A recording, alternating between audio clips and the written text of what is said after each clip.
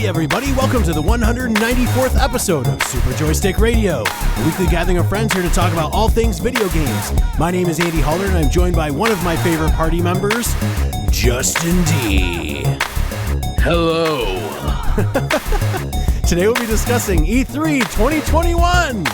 Woo-hoo! We offer Part 2. We offer our reactions to the last 2 days of presentations, including Intellivision, Indie Showcase, Capcom, Nintendo Direct, Bandai Namco, and E3 Awards Show. But first, what have we been playing? Justin, you want to take us off? Yeah, absolutely. So this week, right after we got done watching the Xbox presentation, they announced very much woo-wee, for sure. I second that woo-wee. But they a lot of the indie games that I'm super stoked for that are coming out very soon to Game Pass, Sable and both Tunic had a free demo, and I got my hands on Sable that I had been wanting to since 2018 when I first saw. Oh, dude, it was so fucking amazing. Highly anticipated. Oh, it was everything I wanted it to be. It's so gorgeous. Mm-hmm. Again, I've loved every trailer that's come out that showcased this game. I honestly didn't think it was going to come out. First off, I don't know if you know the history, but Shedworks is two guys studio. They're like, I think in France, it's literally called Shedworks because these two guys got together, said, let's make a video game. And they worked out of the one guy's parents' shed. Nice. So they work within a shed, like literally that's their title of their company. And it's just so good. It's like, again, the graphics are next level. The animation is so just crisp. It's so beautiful. It's so colorful. The life is vibrant. There's just, I mean, I played through the entire demo. It is not very long. I've actually played it on PC. So I got it on PC, wanted to try it out. I tried it one night and I was kind of fucking around so long. I ended up it was like really late at night. I got tired. So I was like, you know what? I'll just do it later. The one thing about the game is it doesn't have a save function. Ooh. So you can't. The demo, at least. Exactly. So I'm the sure demo the full game has one. I'm sure it will. I'm absolutely sure. But there wasn't a save function. So I wasn't about to leave my computer and everything running like overnight and until the next time that I got to play it. So I was like, you know what? I'll just kind of let it go. Hey, what's going on, Power My Butter? How you doing? Power in the chat. Yeah. So, but no, I was really excited to play this. Music is so good. It's so next level. Like I said, the animation's so good. Like that's what drew me in. But the music, it's sort of tranquil. It's almost hypnosis. Mm-hmm. You know, it's hypnotizing. It's hypnotic. It is super chill. I love it. It is super chill. It's a great like Saturday morning early wake and bake kind of game. So you play Sable as the main character, and she's a nomad, and she's about to go on a pilgrimage. And you start off the in glide. This small... Is that what they call it? I don't know if it's called the glide. Something I think that's like the that. ability that you get. No, I think they reference her glide, like you're going on your glide or something like that. Yeah, if I recall. Maybe. We'll that see could be it. it. We'll see it right here. Right. So you end up going on a pilgrimage. You start off in a small settlement, and looks like you're on the tutelage of another kind of person that was on their pilgrimage and founded this settlement and whatever. And so you're about to take your leave. And right. So it's kind of like coming of age kind of story. But what you do is, I guess that the whole purpose behind this game is to travel around and enjoy, the world around you, kind of gain some perspective of history within this world. What's going on there, Jake? How's it going, buddy? How's your afternoon? It's fucking Friday. Let's go. Woo woo. Woo woo. Friday night. Shout out to all you fathers out there. Yeah, right? Oh, we got two right here. Woo woo. And all those dog dads and everything, man. Everybody. Dog dads. Now, in the game, you do there's a little mini quest that you have to go about. So you start off with this kind of crappy glider that he like gives you. It's like a test bike. Mm-hmm. And I would kill for this, by the way, in real life. So as crappy as it is, right. Yeah, I still want a hover bike. For sure. I'll settle for the hoverboard. I want my Back to the Future kind of swag Marty! going on. So fucking spot on. Thanks. I've been practicing it for years. Nice. So anyway, so again, so you do this little test flight or whatever, and he gives it to you as you go sort of traipsing around this little small area, which is great. And because then eventually they say, hey, as a someone that's gonna take this journey, they've got to build their own glider. Yes. And so you end up collecting parts to make your own glider. Unfortunately, you don't actually ever get to see that glider. You get the parts, and then it pans in the back, demo you don't. No, you get to the part where it pans back and it says Sable. Yeah, right. Buy You're me. like, oh, it's over. Buy me, but don't buy me if you're on Xbox because it's free on Game Pass. Day one. Game Pass. Yep, September 23rd. Now there is a lot of dialogue, and because I got to play it 2 nights in a row, I did choose different dialogue, and it did prompt different responses. But I don't know whether or not it actually makes an impact beyond just a little bit of conversation. I'd guess not. But yeah, you never know. Yeah, so I didn't specify. I did also play this demo. I played it on Xbox Series X though, and it's killer, man. There's definitely some oddities like with the climbing and stuff like that. It's a little wonky in some places. I'm chalking it up to the fact that it's still early. It's just a demo. And hopefully they'll polish that up a little bit. But I had a lot of times, and it's floaty too, right? Like you can see it in the video when she like jumps to climb on something. It's kind of like, woo, like she's just kind of like floating towards stuff. So like it's a little wonky, but like the graphics in general and like just the animation and everything totally makes up for it. And that makes it totally fine. Also, I want to say that bike guy, the guy that gives you that bike, after he basically gives you the junk one to prove that you can ride it, and you have to ride it around the desert a little bit and then through like this ring that's in the sand and then come back. And he's like, I just thought this was funny and you didn't mention it, but he says something along the lines of like, oh, did it start on fire or anything? Yeah. And it's just like, oh yeah, he's giving me this piece of shit. But right, yeah, he thought it was going to catch fire. It was I did catch that. I just but it's just so good. Like I love the writing to it. It's very funny, and I don't know. Like I said, I've been wanting this game for such a long time. I'm so stoked that it's finally coming out. And again, like you said, it's going to be on Xbox Series X. And because of the showcase on Saturday, I committed. I went in, guys. I did it. I fucking bought an Xbox. I had to join it. Yeah, baby. You've made your choice. I have. I drew the line in the sand because Bethesda drew the line in the sand. I said, okay, if you ain't coming to PlayStation, I've got to own the Xbox first. There you go. And you got the Xbox All Access, right? Just like me. I did. Yes. That's awesome. So that's the what, 30, it's like after tax, I think it's like $36 a month or something like that. But yeah, something like that. But you get the console, you get 2 years of Game Pass Ultimate. And then after the 2 years, the price drops to just Game Pass Ultimate, and you actually still own the console. So you're not like leasing it or anything. You're actually you just own it. Yeah, and it's interest free too, because I mean, aside from the taxes, but that's not interest. So right, it's kind of like when you buy a phone with a carrier. Yeah. And you kind of like lease the phone, and then after 2 years you've paid it off. Yeah, to be honest with you, so kind of just to go back there, one of my brothers just ended up saying it's Dr. Seuss mixed with Mad Max, and it totally actually Zelda, is. Right here, I totally thought this part in the video was like, wow, that totally looks like Breath of the Wild.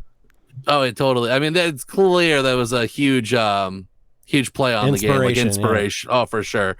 And yeah, I'm no longer a Sony fanboy. There are some things that I've noticed since I've gotten the Xbox. I powered it on. I hate the store. The app is garbage. I'm like, why did I even get the app? Because it's not even worth my time. It's weird. So, I am pretty stoked on it.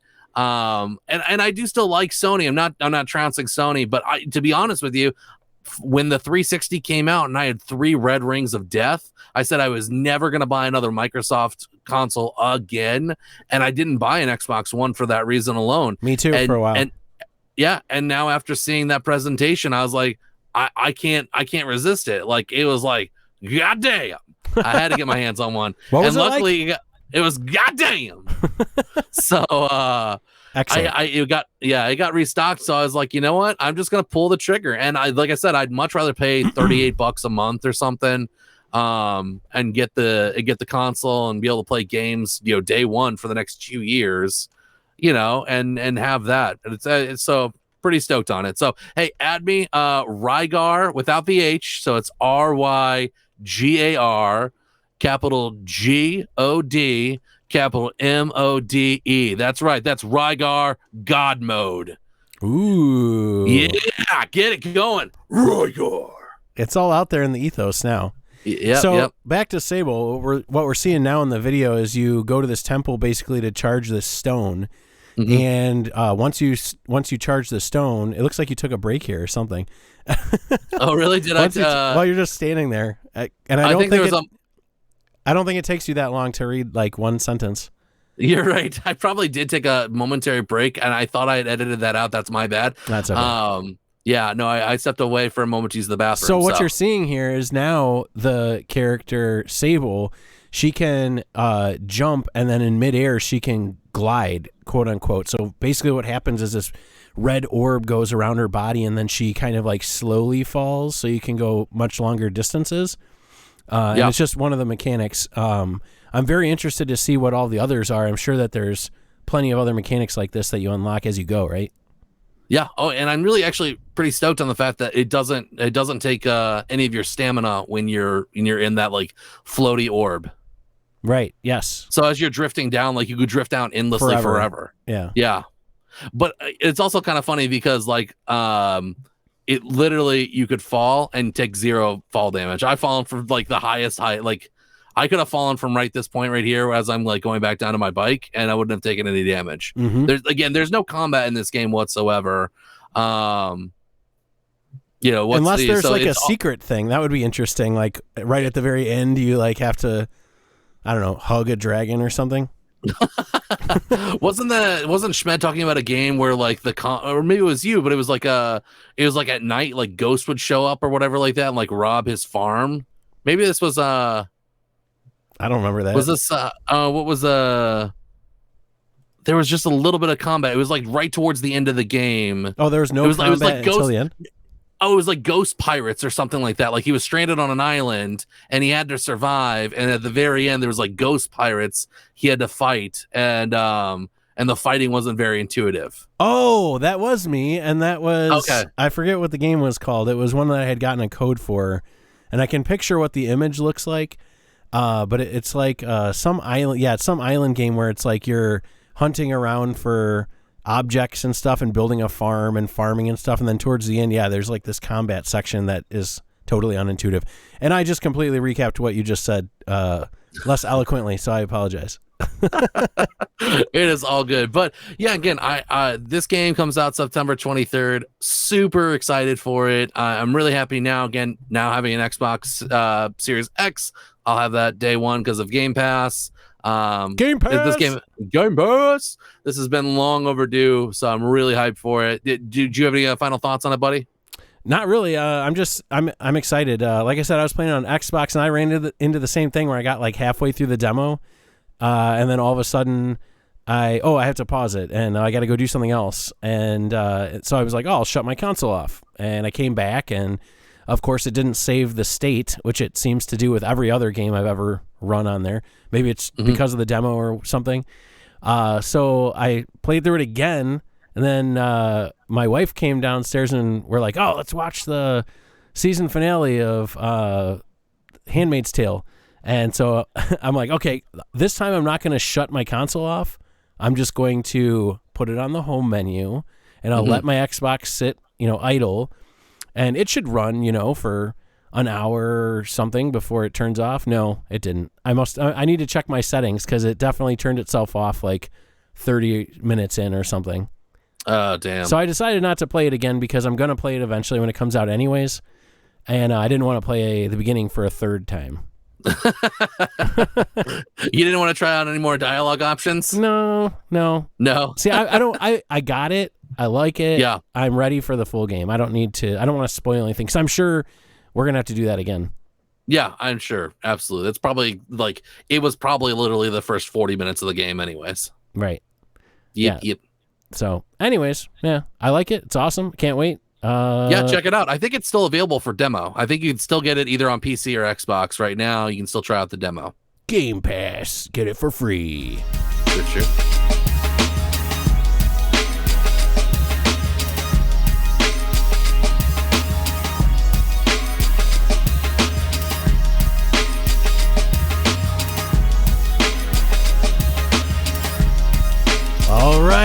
E3 2021, day 3 and 4, baby! Part 2! This year's conference has come to an end. Let's go through our highlights of the last 2 days and overall opinions of this year's show. Let's start out with Intellivision. Intellivision, yeah! Yeah, so this was nuts, dude. I saw that they were on the schedule. I'm like, okay, cool. Like, I've heard, rumblings that Intellivision was coming out with a new console. They've been talking about it for a little while. And apparently that's called the Amico. And that is, they had a presentation. That's all it was about, was Amico. And it's really interesting. I was surprised. I kind of thought it was going to suck. And I guess depending on how you compare it, it does. But in other ways, it actually really shines and kind of stands, alone as its own thing. Yeah. So I don't know. What did you think before we get into it? Yeah, no, I was shocked at how cool this was. There are a few cons with it, and I'll leave that for obviously when we get to that towards the end, because there's a lot that's really cool about this entire new console thing that they've kind of recreated.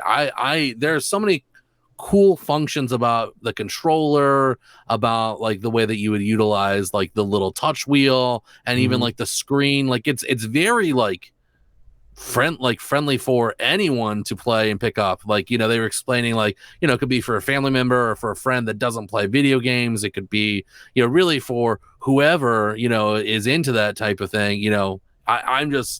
I was kind of blown away by it, to be honest. Yeah, I definitely wasn't expecting it to be as innovative as it as it was. Yeah. So basically, just to start off here, so the host of this is Tommy Tallarico, sorry, who was actually super down to earth, and I thought he did a really good job presenting. Does he work? Is he the CEO or something like that? I'm not sure if I found that. Well, because he went on about as cool as he was, low key, he was also I'm kind of a big deal, because he was I hold the Guinness World Record for how many games a single person has worked on. Of. Yeah, but that's bragging rights, right? No, yeah, for sure. Oh, he totally hasn't. So yeah, Power, actually, it is really cool, and it actually, when they were playing it, it actually is pretty awesome. It doesn't really look like crap at all. It'd be something I'd be into possibly getting, but there, like I said, there are some cons that hold it back from that. But let's get into it a little bit. Let's talk about, okay, so basically the Amico is the name, and that I thought a fun little thing was that is actually Italian for friend. Yeah. So it had a lot of Wii vibes, which I'll get into in just a second. But just to clarify, they made it very clear that they designed this console from the ground up to be couch co-op friendly. So basically, the entire premise of it is couch co-op. So you're not going to be there's not a lot of emphasis, if any. I'm not even sure about online play. It's really meant for a group of people inside your living room or something like that, all getting together and playing. So that being said, it really scratches that itch of the Wii. And I didn't even really think about it too much after the Wii U kind of failed. But after that happened and Nintendo came out with the Switch, they kind of abandoned this audience, if you think about it. I mean, Nintendo's still friendly, and it's certainly the most family-friendly console out of the major players. But in terms of accessibility and ease of use and marketing, and they really kind of shifted to more of the core gaming market, the Nintendo fans, you know what I mean? Yeah. As opposed to Wii, that was hey, everyone come play bowling and all this kind of stuff. This kind of is going, attacking the console space with the same mentality that the Wii had initially, which is interesting. Yeah. So I mean, they even specifically say even your grandma will enjoy this. Right. Oh, for sure. I was going to comment too, and you're right, Power. There are no wrist straps, so watch your TVs if you're going to get. There is. Actually. There is. Yeah, I saw. There's one shot in this video that you'll see a little dangly thing coming off of the remote, and it's in one specific spot, and they didn't comment on it, but I'm almost positive that I saw it. Okay. Yeah. Nice, there it was. nice. Did you see it? There it is. If you're watching the YouTube video, you could have saw it just there. It's just kind of dangling there. So apparently you can attach or detach it, kind of like the Wiimotes and stuff. So I will also comment, like, I do agree with you. I feel like Nintendo with the Switch, the controller itself is, isn't meaty. Like the Wii controller was meaty. Like it felt like an actual controller, Well, but and the Wii, the Switch like, controller has a it's whole like bunch of this. buttons. Right. Well, the Switch controller is like this big. Like, it's tiny. It's like you turn it sideways and you're like, how? It's like you're playing with like a like a Razer phone or something like that. It's just so tiny. It's actually so smaller than a Razer phone, if you can believe that. It's so tiny. Yeah, it's ridiculous. But and so I would say that with this kind of controller, being that it's also a touchscreen and a touchpad with like 64. They were talking about it like the controller itself has 64 different like touch like movements. Like it's all Points around on the like wheel. Yeah, exactly. Yeah, so they're saying like just most of them have like 16. This has Right. 64, so it's like a ton of movement that you have. Yeah, I mean it's not more than an analog stick, right? But No. it's basically like a physical giant analog stick. But let's just go over what the controllers do have. So you mentioned most of it, but like 2 controllers are included with the console, which is cool. Yep. And if you're watching the video here, you can see that they dock on top of the console to charge, which is kind of nice. So you don't have to buy like extra chargers or anything like that. I guess if you have more controllers, you would, but you can just dock it right on top. The controllers have pretty large touch screens. Every single one has one. And then there's a giant dial on it. So the face of the controller is just a big dial and a big touch screen, which is kind of cool because with that touch screen, I mean, they could potentially put any number of buttons on there, right? Yep. So, I mean, you could mimic different controller layouts just with that. And then the giant wheel is basically, like I said, a giant analog stick. So, and then there's it also has a couple of shoulder buttons, it looks like. They do mention that they all have haptic feedback. So they show an example of playing I can't think of what it's called. It's that dice game. I really like it a lot. No, it's Farkle. So you can play Farkle, which is an awesome game, by the way. If you haven't played it, you can just go buy like the physical version of it. But I love that game. But essentially, you're just rolling dice in it. But on the console, which comes packed with Farkle as well as several other games, they demonstrate how on the controller, when it's your turn, you shake the dice and they're on. You see them on your touch screen and you can feel them. Like you're kind of, rolling dice, like there's some feedback there. And then you kind of throw it towards the screen and then they go from your touch screen to the actual TV screen. So there's like this Wii U element too, where Nintendo is doing this with like the tablet, but instead of a tablet, it's like everybody has their own little phone-like device and those screens are interacting with the game, which is cool. So it's kind of like they took the Wii U and the Wii and kind of mashed it together and, and made it more accessible kind of in a way. Yeah, I would also agree that, I mean, I think we both have the same comment. It kind of looks a little leapfroggy to an extent. Like there are some games that have that. Like they have Sesame Street and they've got Hot Wheels and stuff like that. So there are games that are clearly aimed for younger kids, but I have younger kids. So that's actually more appealing to me now. Yeah. Because of that. And they also said some really interesting things, like they don't allow loot boxes or downloadable content or advertisements. So like they're trying to create like a very family friendly and parent friendly environment, with clean games. And then they also said too that the games themselves are up to $9.99 at most, for launch. And then physical games are $20 or less at launch. So it sounds like they're kind of setting like a limit on that too. So you're not going to have to be buying like $60 games, which is interesting. I actually want to kind of go back to the controller because it also, there was one feature that I thought was just mind blowing. It was that if you take your controller from your house and then bring it over to your friend's house and dock your controller into their system, it'll read whatever games that you've downloaded on your system and then make them accessible on your friends. Right. That's huge. So you can literally take your game library to your friend's house, with your controller as long as you bring it with you, which is really cool. Yeah, super rad. And there's also a spot where you can buy like a gift card and then it'll read that like on the console. Yeah. Like there's like a thing that'll read your barcode and it'll scan into it, like redeem your gift card right there. It's so silly and like trivial sounding, But how cool is that like if you got, or as a kid or something, you get a gift card for Amico for Christmas, and all you have to do is touch the gift card to your system, and it reads it via NFC, I believe, and it automatically just redeems it on your console. Like, that's so silly and trivial sounding, but like, how cool is that? Right. Oh, it's so cool. So cool. You don't have to type in all those numbers anymore. Right. I know. So that's cool. Basically, they said there's 6 games that come packed in with it, but it's mostly like, family friendly kind of like party games, which I think I'm okay with.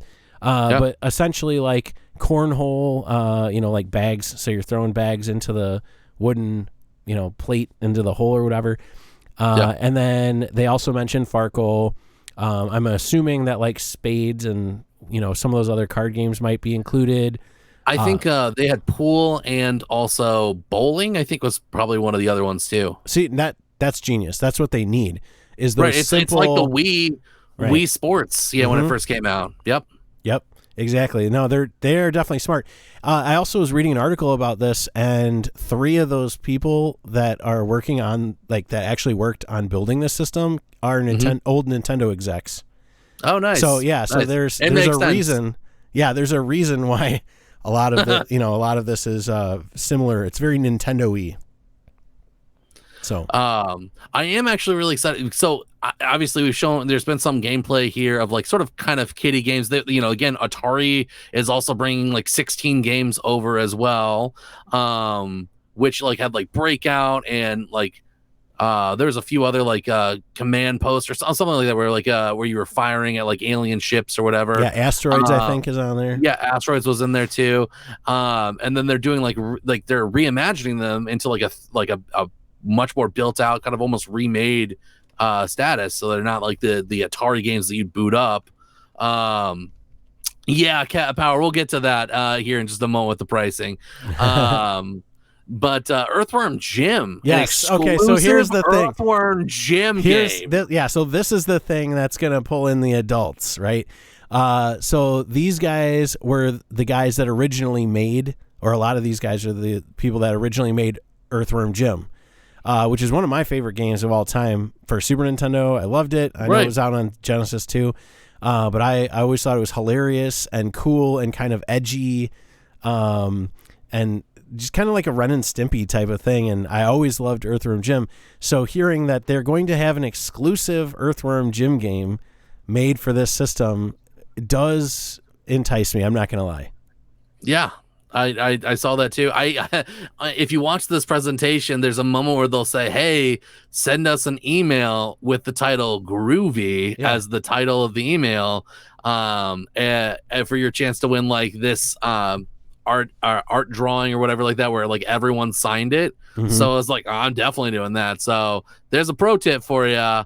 Watch this trailer, look for the website, or look for the email address to send it to. Who knows, you could win a really kick-ass drawing of Earthworm Jim with all the creators signing it. Word. Groovy. And groovy. I would also say Power makes a great point, actually. Now kind of thinking about it, the console being $250 is kind of challenging. Like for me to think about it, it's $50 less than a Switch, which offers very similar kind of experiences with family games and easy games to jump into.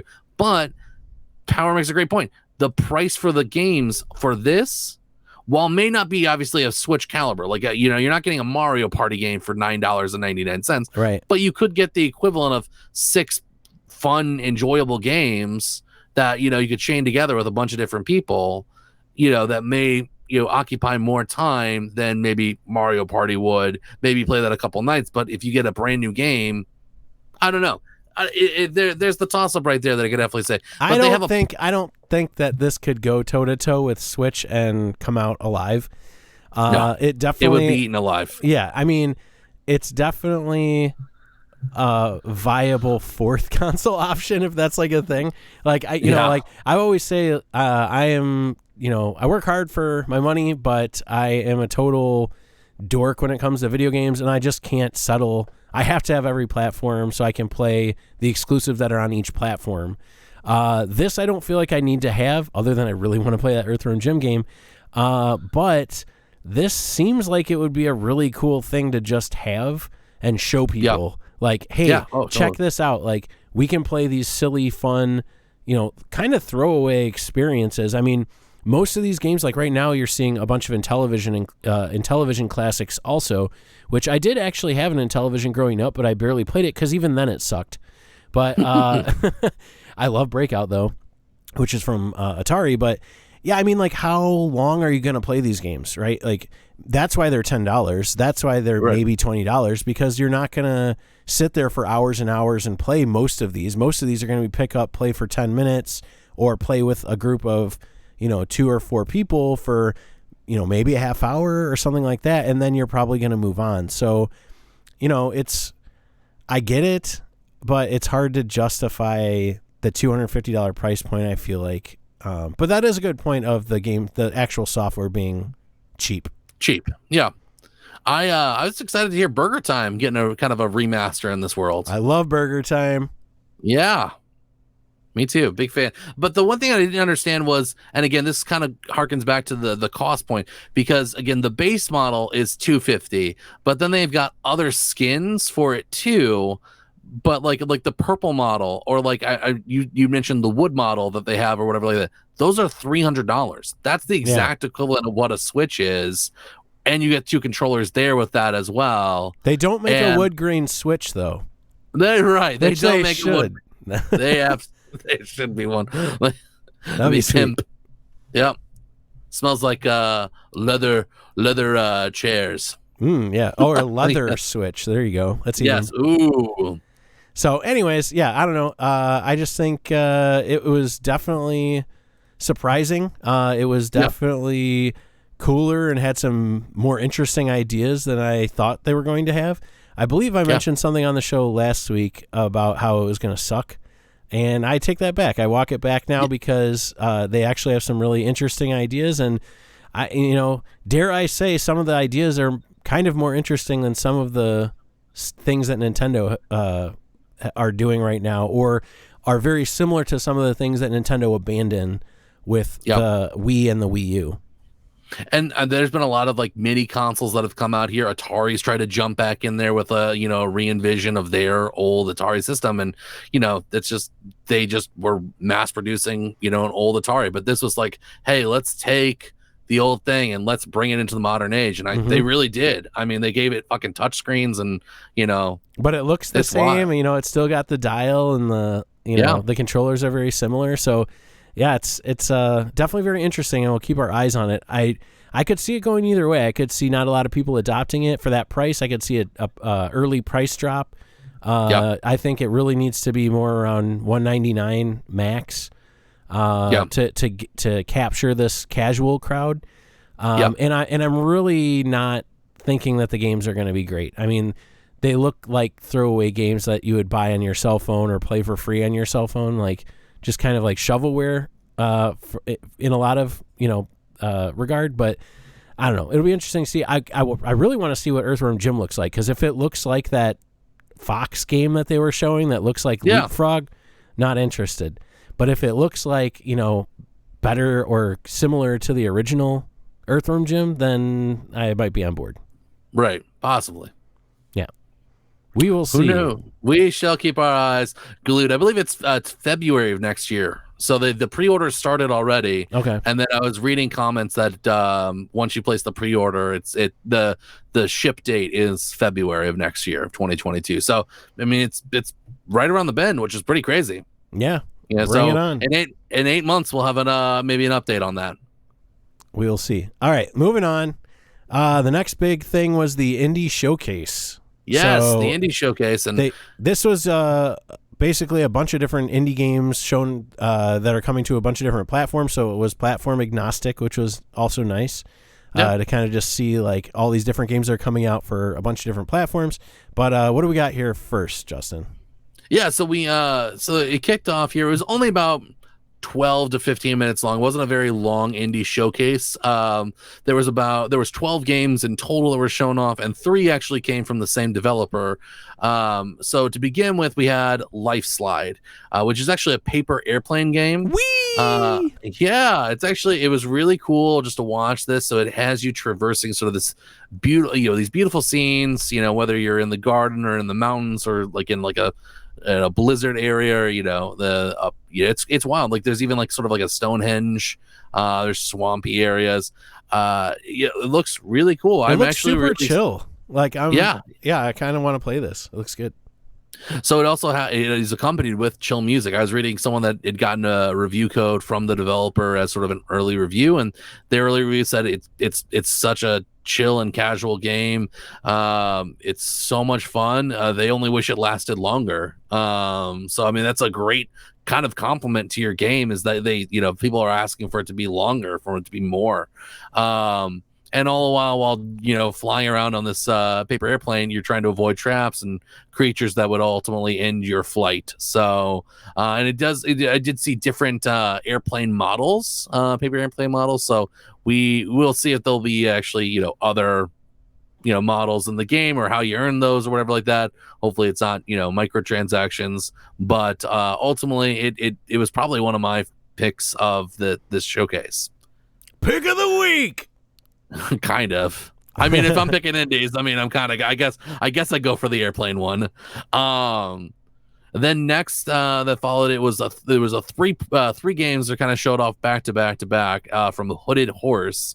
So it's Frontier Falling, which was more of a typical like RTS kind of. It was a real-time strategy. It's a little bit more of space combat.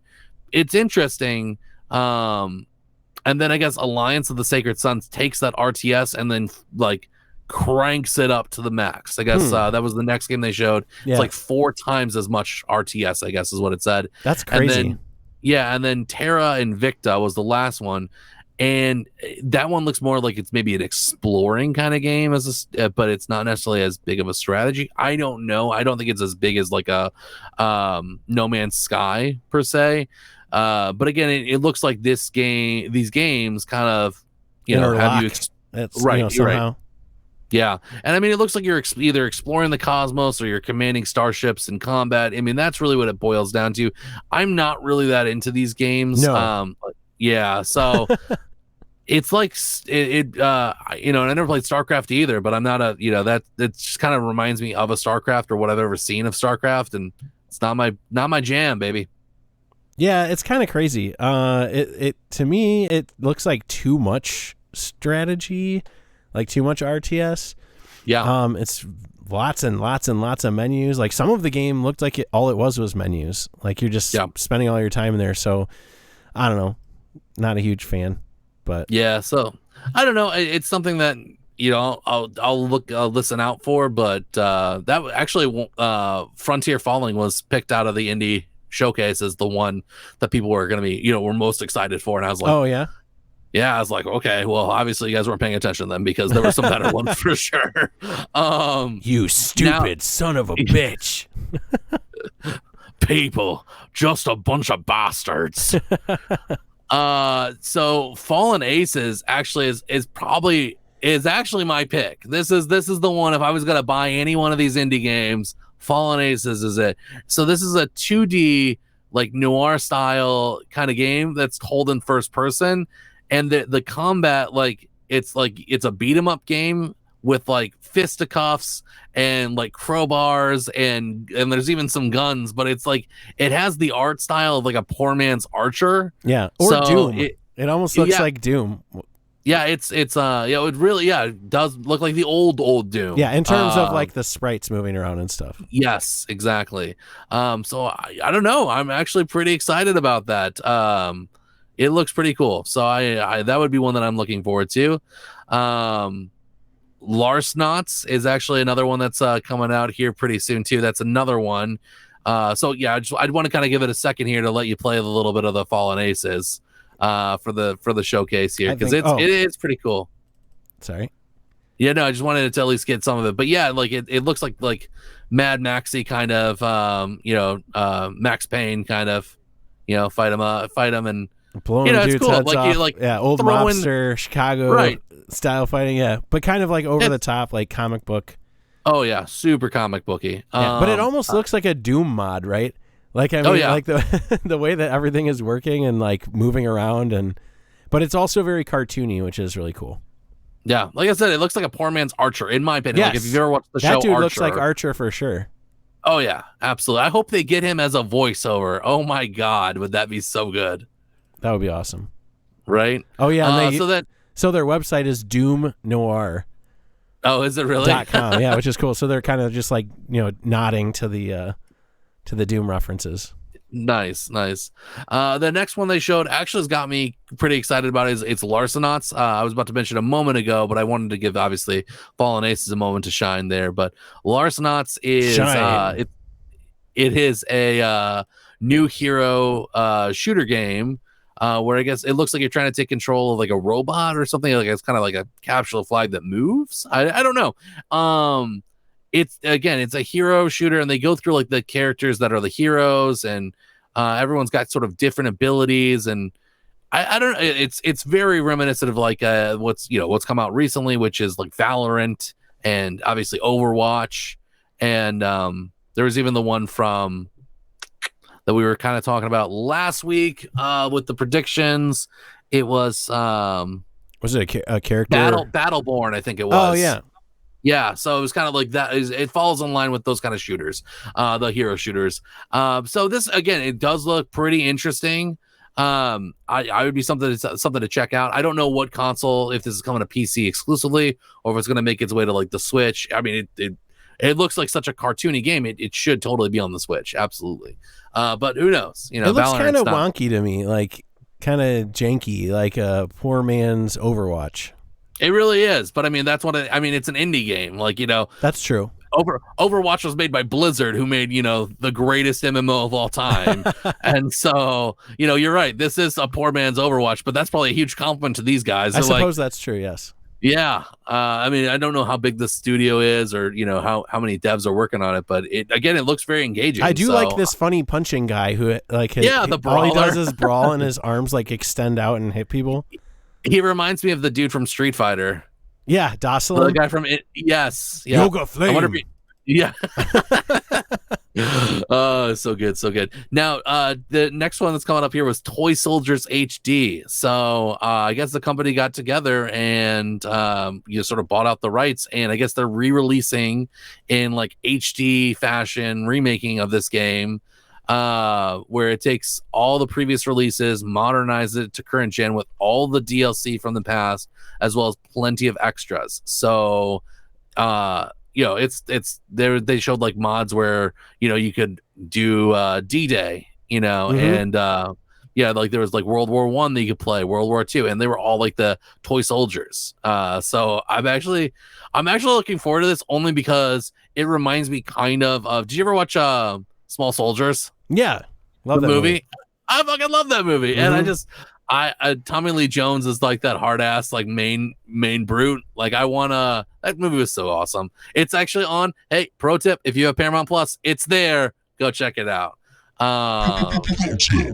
Yeah, but this looks great. I'm actually kind of interested in playing this. I don't really, I don't know how much it's gonna sell for. If it's more than $20, I'm gonna pass. But It looks entertaining. I would play it for sure. Toy Soldiers, come on.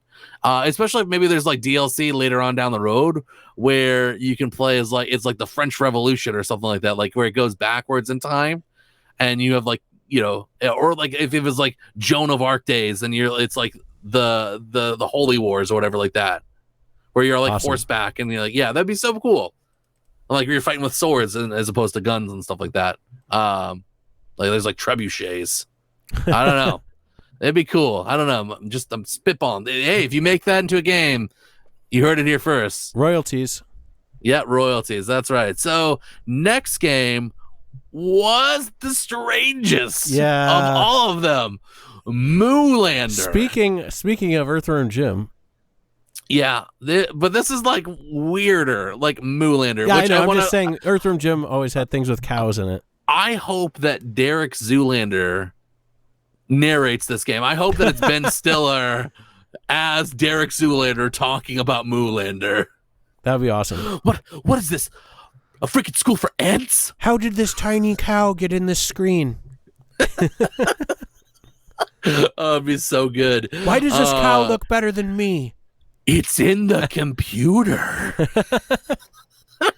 Classic. Oh, so good with Owen Wilson. And oh God, why can't I think of Will his name? Ferrell. Thank you. That's what I was Yeah, he's got trying to that say. weird ass hair. Yep. And then my favorite scene is hands down the gas station one where they're having the gasoline fight. Oh yeah, good old gasoline fight. Yeah. you googly. Anyways, this game is wonky. It's a strange 2D game where you control mutant cows as well as a spaceship. At first, I thought the spaceship was trying to fight the cows. Wait, so I thought that, the cows attack you. Aren't yeah, you but against no, the cows? You control both the cows as well as the spaceship. So, yeah, I thought the cows were like against you, but I guess not. I guess like you're using them. But then like they have like a demon cow. So I'm like, what? I don't know. This game is just weird. I don't want to actually hear anything about it. So if I never hear about Moolander again, I'll be happy. I'll make sure to talk about it next week on what I've been playing. Perfect. I don't know when that's coming out, but it just said spring 2022. Oh boy. On all major platforms. Does not say anything about Game Pass, but I guarantee you it will come to that at some point. Wonderful. Mm-hmm. Wonderful. Maybe I'll try it then when it's free, and I'll try drunk. it when it's free. Yeah. Yep. I'll try it when it's free and I'm drunk. Yeah, that's what there I'll you do. Yeah. The next one was interesting. It was like like the popular adorable. Like, yeah, right. It was like, well, I was gonna say it's like the kind of like the popular like puppy rescue show that I see everywhere now. Paw Patrol? Yeah, thank you, Paw Patrol. Oh, is it really? It's like, is that what you're talking about? Well, that's what. Yeah, exactly. But no, this is like Paw Patrol, but like it's a side-scrolling shoot 'em up game where animals pilot these giant mechs, a shmup, and spaceships. Yeah, shmup. I don't get to say that enough. Yeah, and they just go ham with these guns, and it's cats and dogs, and they are fighting weird, funky shit all over the place. They're shooting lasers out of their spaceships. Yes, they are. So it's another one of those sci-fi games. Like I said, it's been very very sci-fi heavy in this. So that's true. Yeah. Yeah, everybody likes a good sci-fi game. That's why. I guess so. Yeah, but this one, I was. It's entertaining. I would give this also another run. I believe this is coming to Switch and PC and Steam. Yep. So this again, if it's cheap enough, maybe like a solid 5. Hey, congratulations on your ex, bro. I'm happy you got delivered. Fuck yeah, buddy. Yeah. Congrats. Now get that shit set up so we can play together. Kenshiro, am I saying that right? I think I mess it up all the time. Kenshiro? In the chat. Just call him. Yeah. Thanks, Power buddy. got his thing. Yep. Yeah, buddy. Thanks for being here. Next was weird. It's like wait a second. You both got your ex on the same day? We did, yeah, because he had texted me the night before and was like, hey, I think GameStop might be getting some more Xbox Series X. And I was like, okay, I'll check it out. So I called them. They were all sold out pretty much right away. Mm-hmm. They only have the Series S. And I was like, if I'm going to upgrade to next gen, I don't want to play on like the inferior next gen. Yeah. Right. I'm going to be that elitist guy. So I was like holding out. So then I was like, well, let me check the Microsoft website and see if like the all access is still out there, maybe online somewhere in the, in the nether space, I'll be able to get one. And I clicked on GameStop. They were sold out. And I clicked on Best Buy. They were sold out. But Walmart was like, hey, buddy, come over to us. And so I checked it out and I was able to do it. And I messaged Power too at the same time. And I was like, hey, man, I think I'm gonna pull the trigger on this Xbox. I was like, I can get it for $38 a month. He's like, where'd you find it? And I was like, on Walmart. And he was like, okay. And then like 2 minutes later, he's like, I got an Xbox. I got one too. I'm telling you, it's a no-brainer. I mean, if you have 3 streaming services, and if you already have Xbox Game Pass anyways, that's $15 right there. So if you have a streaming service, if you have Game Pass and you have 2 streaming services, you're probably paying close to that anyways. And this gets you endless hours of free entertainment, or at least, it's not free, but you're paying $15 a month for Game Pass, and then eventually you own the console. But I mean, come on, it's a no-brainer. Right. It really is. It's awesome. I'm so excited that I, finally pulled the trigger. Like I said, I'm really, really looking forward to Starfield and then also obviously Redfall. Both those coming to that. Plus later on this year, we're gonna get Halo. In like 4 days, I'm getting like the game that I'm like super stoked for, which is Dark Alliance. Nice. In August, we're getting Back for Blood. Like I said, holiday we're getting Halo, and then the months prior to that, we're getting the Forza Horizon 5, and then we're also getting Flight Sim, which is, again, all those games look like dynamite. And there's already a whole bunch of awesome games on there right now as it is. So right, super bangerang. So super stoked on it. Super glad I pulled the trigger on that. That was, yeah. All right, let's keep it moving here. We're almost done with the indie showcase. I think we only have 1 or 2 left. Yeah, we got actually we got 3 left here. We got Tunguska, The Visitation. Yes, this is a really interesting one. It kind of looks like a Russian kind of shooter. So I guess it's got some really tense atmosphere, is what they were describing it as, with plenty of survival elements. I don't necessarily know what that all means in terms of gameplay. I guess we'll know more when this game does come out. But I guess it's supposed to kind of be Cold War era.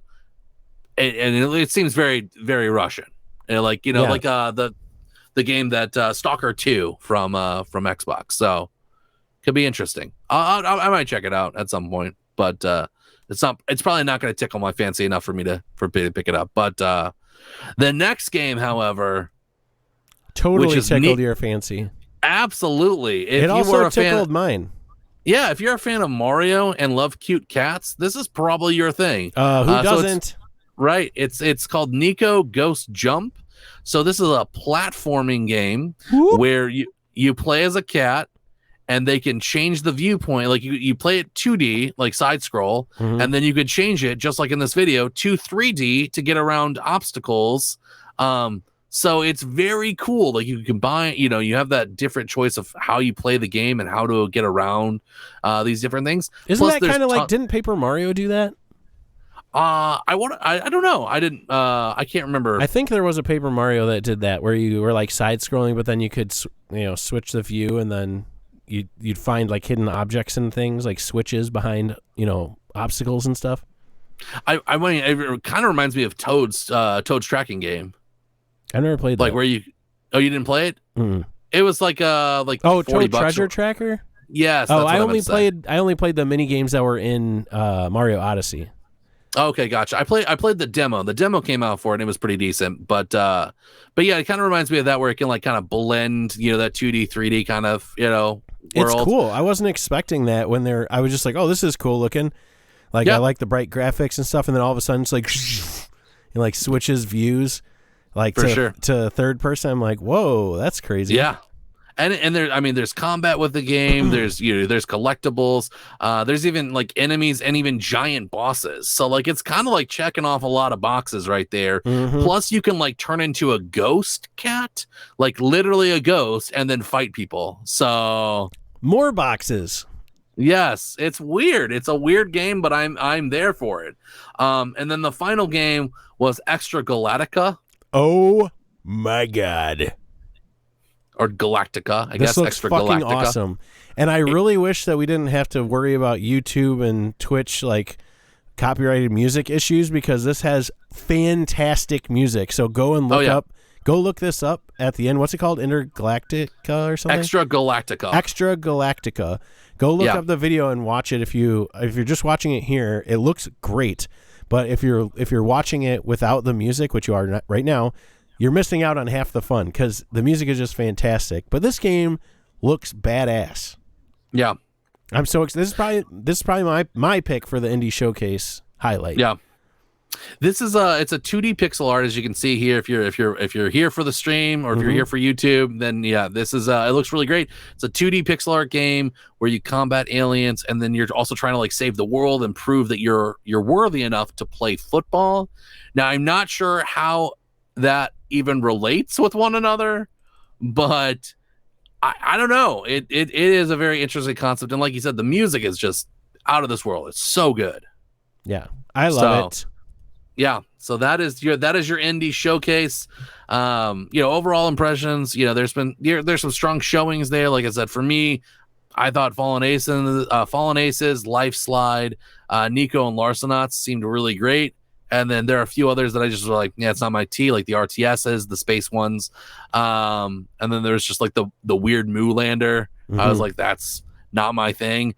Like I said, seven or eight of those games, have either super sci-fi and spacey, or they have like elements to it that are like that with aliens and everything else. So, I know, there again, some that tickle my fancy, depending on what the price is on them, they could get another look at me for. So, speaking of the opposite of tickling anyone's fancy, how about we move into the Capcom presentation? I don't want to talk about any of the major publishers this week, buddy. Like, you have to. That's our job. I'm Suck sorry. It up, Buttercup. Yeah, if anyone wants to tune this out, it's just gonna be a bunch of me just shitting on everything. It's not gonna be. No. Hold on. There's two of them that are particularly awful, and we'll plow through those real quick. But the meat here is the Nintendo conference, and we're still gonna go through that. Not necessarily the entire thing. But there's definitely two conferences that were fighting each other for. I guess there's more like three. This whole E3 in its entirety that were fighting each other for the worst conference of any E3 press conference ever. Yeah, it was pretty awful. I don't know. So we had Capcom on Monday, and then we had Bandai Namco on Tuesday. I guess we can just wrap them all up together here. Let's do it. Yeah, might as well, because I'd rather just kind of knock and those then out let's pretty save quick. Nintendo for the end since it's good. Yeah, for sure. So we'll go Capcom first. They were Monday. So I feel like it's just another poor outing. So I was looking forward to it because Resident Evil 8 just came out and it was bomb. Like, it was so fucking good. It's so far this year my pick to win the game of the year. Now Biomutant's creeping. Game of the year. But Resident Evil 8 right now holds it for me, and I was super stoked to hear about, like, hey, there's a plan in the works. We're bringing in DLC for it really soon. It's getting it. Oh, and by the way, here's the next Resident Evil that we're also going to be remaking. Like, I was expecting a remake of 4, like a fully, truly, like, built from the ground up 4. You were expecting that. I remember you talking about it via text message. I was. I mean, they've done a lot of the remakes. They had 2, and then they did 3, and then while they were working on 7 and 8, so I figured, next in line is 4. So that's how you count. That's right.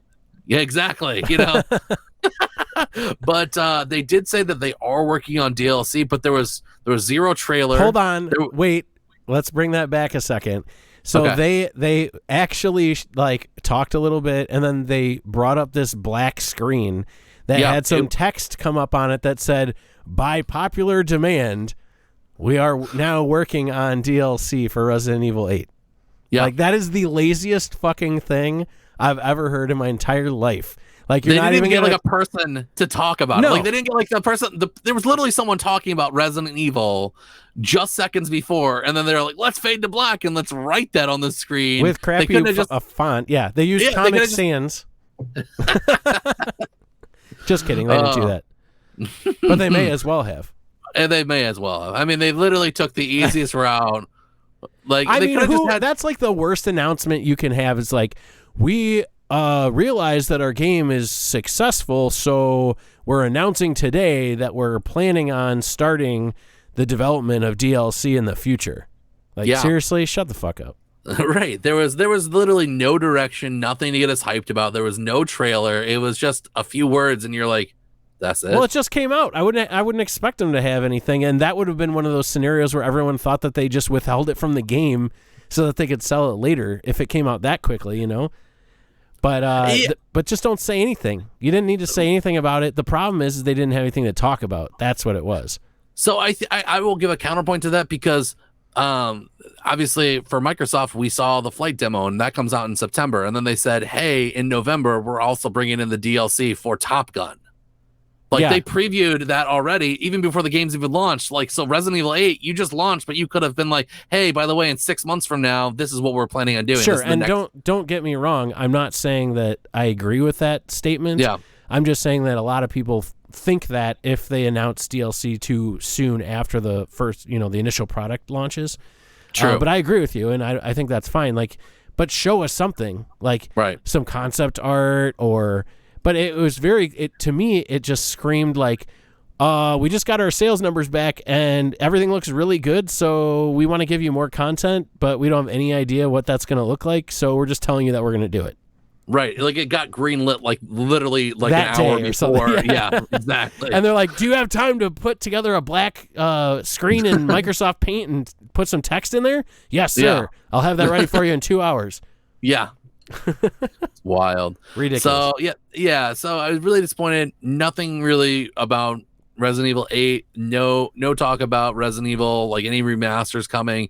They did talk about the RE verse, Resident Evil universe or whatever like that. And I guess it's it's a co-op online multiplayer kind of free game. I don't know if it's like I didn't really pay too much attention to it because I was like, well, this isn't what I want, so I not that interested. But I don't know if it's going to be kind of like a Fortnite kind of thing, but like played in the universe of Resident Evil. That would be something that you'd want to definitely take a look into. But I don't know. I wasn't pulled in by it. It didn't look like it was great graphics. Like it looked like it was subpar. I don't know. I'm not sold on it, and I was really bummed out by that section. And then they went on to focus about Monster Hunter, which makes sense. Monster Hunter Stories 2 is their next big game. Monster Hunter Rise just came out a couple months ago, and that was a super success. Like everyone's talking about how fucking great that game is, and they're talking about DLC for that game already. And then I guess there's going to be a crossover event where Monster Hunter Stories 2 and Monster Hunter Rise, they will have sort of a crossover like event where they'll both kind of like play a little part within each other's world, but but I don't know. I mean, I don't really care about Monster Hunter that much. I don't know what I was gonna move on to the next game, but what do you think? Did you want to say something about Monster Hunter? I think we kind of talked about Monster Hunter a couple days ago because it got shown off at and then Nintendo showed it again too. Yeah, so it's kind of like everyone's talking about Monster Hunter because it's going to be a good game. Kickoff? I think it was at the kickoff event. It was, and again, thing, yep. And then Nintendo has it too, because again, it's coming out I think next month in July, and it's kind of it's a blend of like Pokemon and like a JRPG where you fight alongside like a kind of like a World of Final Fantasy, where you have combat and you're fighting together. But I don't know. I'm not, and the animation style is pretty interesting. It looks like it's kind of a Dragon Quest style anime. Yeah, I'm more interested in this than I am in the actual Monster Hunter game. I'll be honest about that. Oh yeah, for sure. Like this looks more interesting to me, and I do like the Pokemon type of thing, the aspect to it as well. I think that sounds cool. But just in general, like I'm not super invested. Actually, I'm not at all invested in the Monster Hunter lore or anything like that. The franchise, never drew me in. At all, but I am, unless you had something else to say about that, I am very interested in Ace Attorney. Okay, I'm not. That's one that I'm also not pulled in. Like that game does not pull me in at all. See, is that? Well, hold on a second. Is that Phoenix Wright? Yeah. Okay, yeah. So I've always seen this game and like always really wanted to try it, but I just never have. Mm-hmm. And I don't know how long I'd want to play it, but like I feel like I definitely just want to kind of like sink my teeth into it and give it a good try because it's so different. And I know they've had things like what was it, LA Noire, where you had to like read, you had to like interrogate people and like read their body language and stuff like that. I think this has something to do with that, where you have to like listen to their stories and read and pay attention to what they're doing and how they're acting and things like that. It just sounds interesting, like kind of like a clean break from all the action and, dick hammers and things like that exist out there. Yes, I will agree with you on that, except that was a Rockstar game. Yeah, that was. LA Noire was, yeah. Yeah, I know that. Yeah. I was just comparing it to that because it was another game that you like interrogate people. Gotcha. I thought you said that Capcom made that, and I was like, No. did they? I was like, no. No, I was not. Sorry, I was not saying that. I was not clear. I was just comparing Ace Attorney to that because it seems similar where you're in a courtroom and you're trying to, like, trip people up and, like, figure out the truth, and you use body language and their words against them and things like that. I think it sounds interesting. Hey, man, the truth is out there. Do, do, do, do. I love the expletives. It is good. Yep. So I mean, to me, I thought it was lackluster. I mean, they had very little new to show. I don't know. I hated it. I actually hated it. Yeah. I mean, part of their problem is the same thing with Bandai Namco, which we'll talk about in just a second. Let's get all the shittiness out of the way. But part of the problem is that they spread themselves too thin. I mean, they showed their major... Gearbox did the same thing. We talked about it last week. They showed their major announcement on several other streams before their main stream. So it's like, well, why do you even... if you don't have anything else to add, then why are you even doing this? You should have saved it for that. It would have had a lot more impact. I don't know if they understood the slot that they had. I think they were probably trying to just expose themselves as much as they possibly could without, for lack of a better term. But, it seems, at least in hindsight, like, Friday morning or Friday evening quarterbacking here, that it probably would have been much more impactful if they would have saved those presentations for their own, presentation, and then it would have made a lot bigger difference. Right. Absolutely. Absolutely. And I was disappointed that we didn't see a new Street Fighter or a new Mega Man or even a new IP. Like just new something. Mega Man, I didn't even think of that. That would have been awesome. That'd have been. Oh yeah, absolutely. I've been so stoked for a new Mega Man. I feel like it's time. We've gotten the remasters or whatever like that came out a few years ago. It is time. That's not really a new Mega Man. I mean, let's go. Let's get something. So I don't know. Capcom, super let down by. Wah, wah. But also in fairness, they just came out with Resident Evil. It would have been nice if they would have released it right after E3, and then they could have shown a deep dive in it or something like that, but it just didn't line up properly. But that was kind of, probably a big hit too, because they just released one of their major games, and it's doing really well, so that's great. Yeah, I mean, again, loved it. It probably will end up winning if something else doesn't come out this year that fucking blows it out of the water. Yeah, which there will be things. We'll see. Yeah. I don't think it'll end up being that, but that's fine. All right, next shit show. We're skipping Nintendo for the moment, and we're going to go back to it since it's more beefy, but like I said, let's get the shit out of the way. Bandai Namco, what? They fell on their face. It was like they were like, let's watch Gearboxes. Oh, okay. Well, Gearbox, hold my beer, because I'm going to outshine how terrible we're going to do. I don't know if maybe I should give them more credit, because they actually showed a game that they wanted to talk about and that they're excited for, and they went into detail. They didn't show anything else. It was like a 12-minute presentation just of the House of Ashes. So maybe they wanted, again, maybe they're throwing a lot of cards into that one fucking game. I'm not that's not my kind of game, even though I do like Resident Evil. I think that Bandai kind of wandered into this series.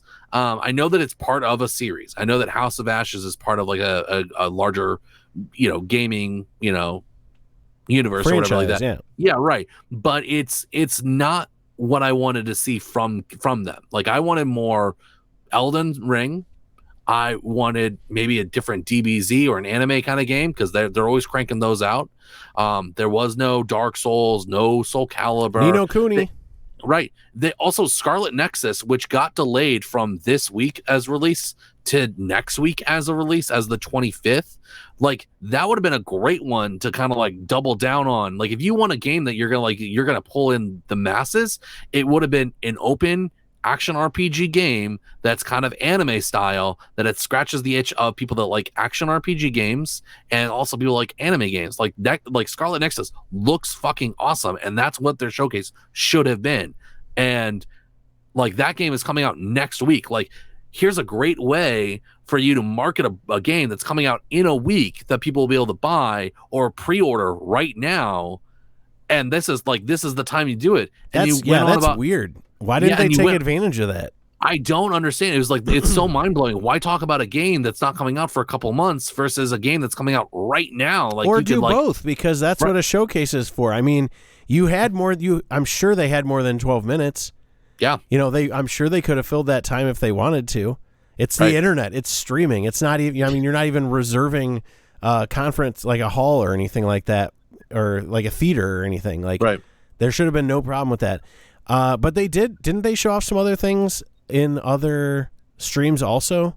I mean, yes. Only Elden Ring and fucking Elden Ring. Why the hell wouldn't they have kept that? Like, show a teaser at the kickoff thing, and then do like a deep dive on it or something more substantial for your conference. I mean, they gave everything to Jeff Keighley. What? That's crazy. Yeah. I don't understand that. I guess they took the final. Real quick, I want to say, hey, Jake, thanks for tuning in, buddy. Really appreciate that, man. Take it easy. Have a good night. See you, buddy. But yeah, they should have given maybe just a teaser for Jeff Keighley. Like, just be able to, like, hey, there's more coming on Tuesday. Tune in on Tuesday for more Elden Ring, like, for the full trailer. Like, just like maybe a like 15 seconds of Elden Ring to end the show for Summer Game Fest, and then boom, E3. But it's wonky. It's just wonky the way that they did that. But you know what I will say? I appreciate them not doing what Gearbox did and beat the dead horse and play the same damn trailer that you just played a couple days before. Yeah, I mean, in their defense, there's probably people that watched or tuned in for the conferences who didn't tune in to the kickoff event. Yeah. So in that case, those people might have been like, "Oh, this is really cool, like a new game by Gearbox."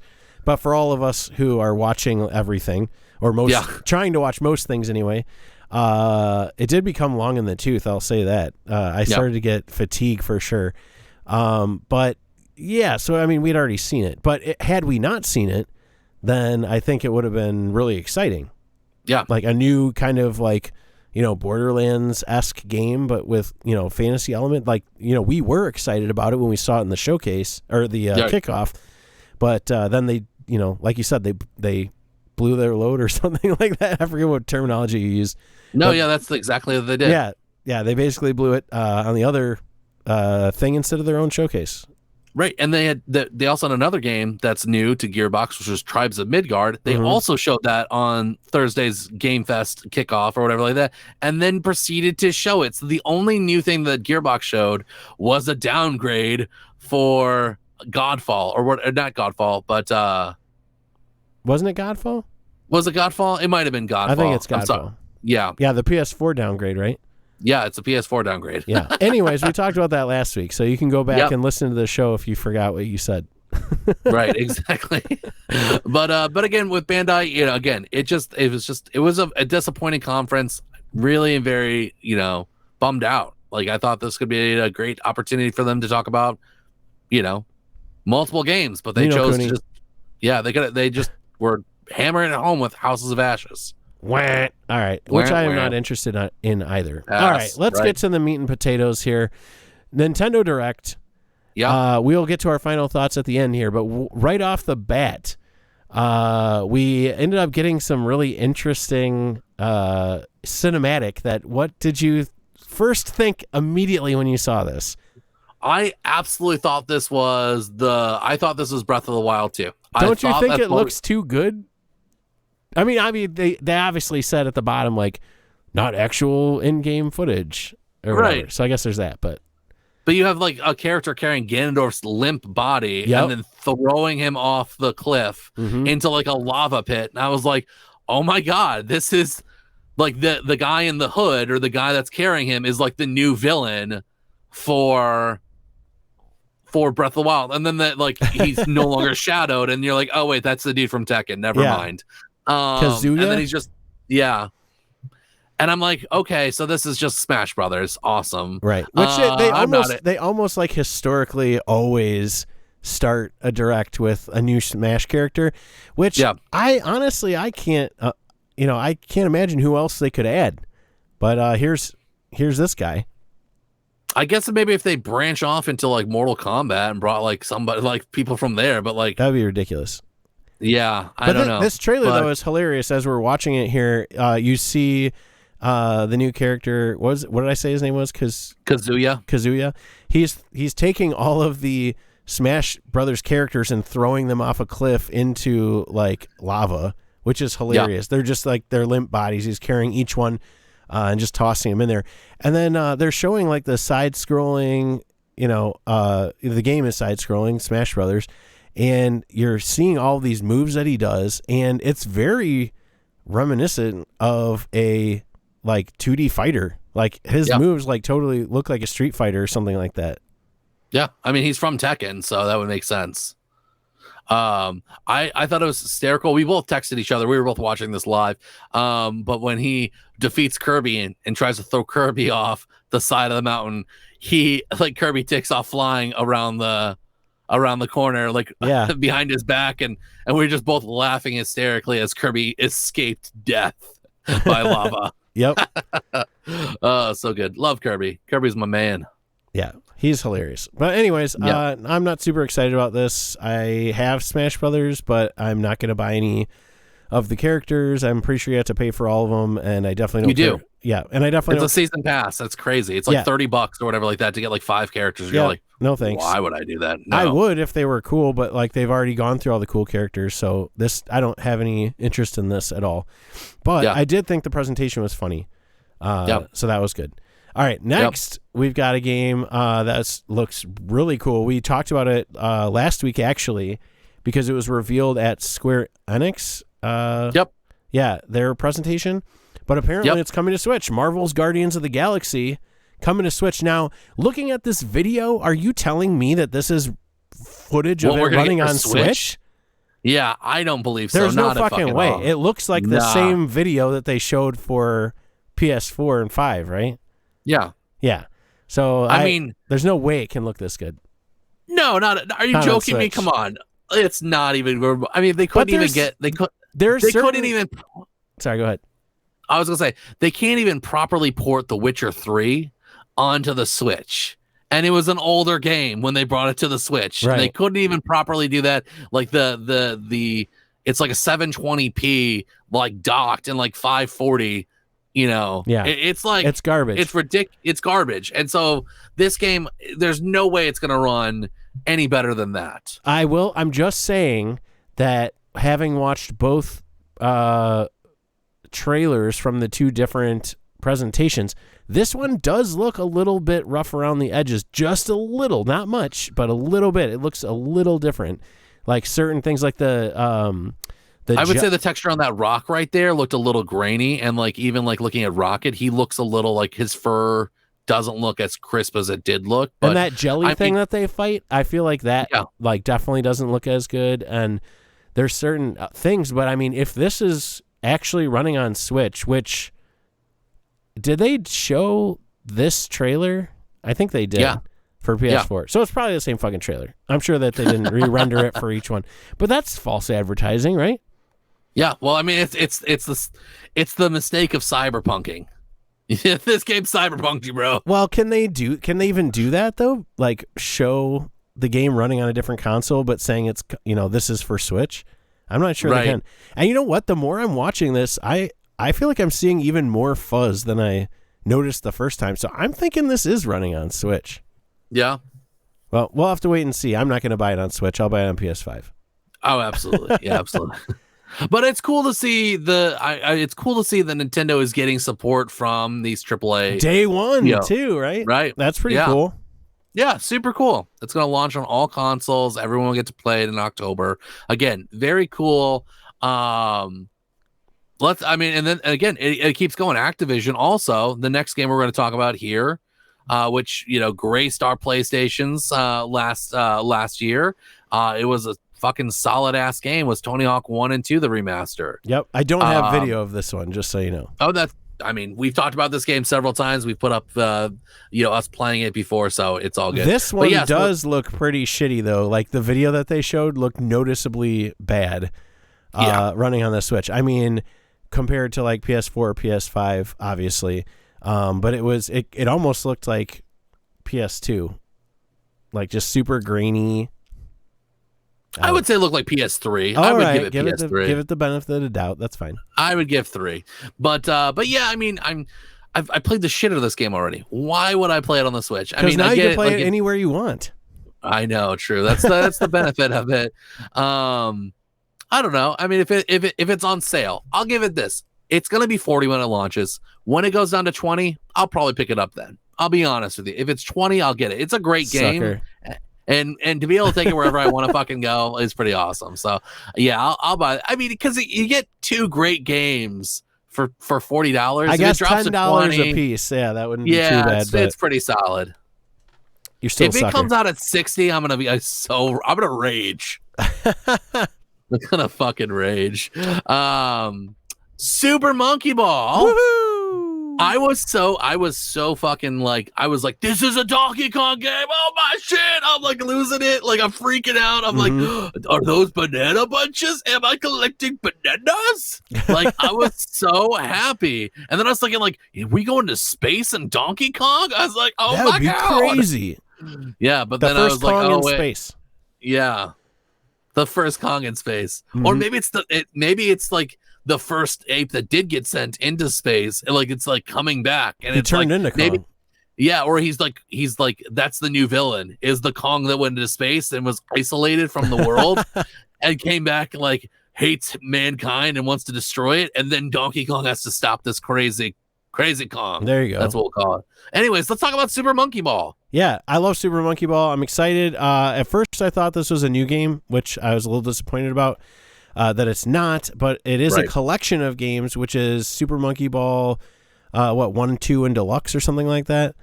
Something like that. It's 3 Monkey Ball games, and yeah, I'm excited. I've been waiting for Monkey Ball on Switch for a very long time, so this was incredible to see. I'm excited. Yeah, it looks really good. I mean, I'm going to be interested in seeing what the price is going to be for this game, because they've brought out some games on Switch where they put 3 games together or whatever like that, and then they charge $60 like the Mario games my gosh. or whatever. If they charge $60 for this, no way in hell am I buying it. Right? I would say a solid 30 probably. $29.99, sure.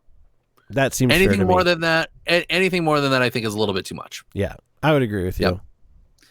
The next game I thought was DLC. It turns out it was not. Yeah, I did too. Mario Party Superstars. Super Mario Party Superstars. There's a lot of super in there, and a whole lot of dud, actually, in my opinion. Well, okay, so I am actually kind of excited about this because it's Mario Party from before the Switch.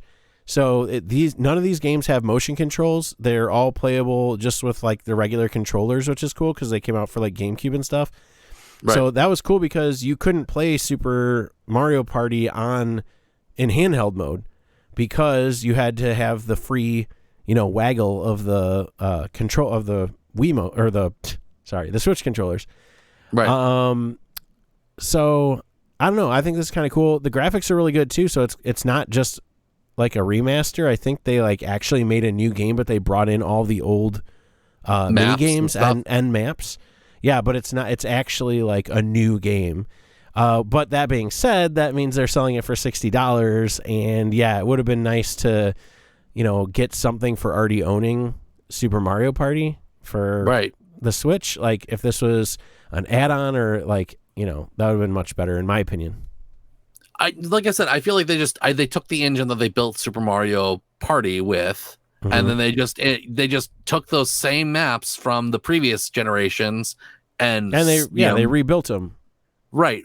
Well, yeah. I mean, it doesn't feel like it's a new game. It feels like it should have been DLC. I feel that people are going to get ripped off for $60 in my opinion. Well, yeah, I agree with you. 60 is too much, but I don't feel like you're getting ripped off because I haven't played a lot of those games. I played like Mario Party 1 and 2 maybe, but this has over 100 mini games across all of the old Mario parties. So, and those had a lot of really good ideas and a lot of innovation and stuff. So it's kind of cool to see them bring it back. I would have liked to have seen this as a slightly cheaper game, especially since they, clearly they rebuilt it. I mean, everything looks great. Like all the models look fantastic. All the textures look fantastic. but they didn't like redesign new puzzles or anything like that. It's all like the same, games and stuff. Right. So it would have been nice to see it be a little bit cheaper. And certainly if you own Mario Party, it would be nice to have that be part of that. So like I can play those games, but I can also play, these as well. So I don't know, but it does look really good. I'm not going to pay $60 for it, and I'm probably not going to buy it. But if I had it, I would play it. And what's kind of cool is I think this is kind of this is new too. It's fully playable online, so you can play with friends. You don't have to be in the same area. That's awesome. So the one thing I will say though is it's unfortunate that it doesn't have like a friend pass like It Takes Two, because that means that both you and your friend have to own this game, and then also have to like start a thing online. Versus like if you were in the same area, if you had 4 Wii remotes, you could all play right there, and only one person has to own the copy. But now it looks like 2 people will have to own the copy, which is only good for Nintendo. Yeah, that does stink. It would be nice if they did something like that, but it is what it is. Yep. All right. So next one. This blew my fucking mind, I will tell you. A shelved project brought back to life. Let's see Scalebound do the same thing. I want to see Scalebound come out, Xbox. Come on. Metroid Dread. Yes. So, which is the 5th game in the original 2D Metroid franchise, which is interesting.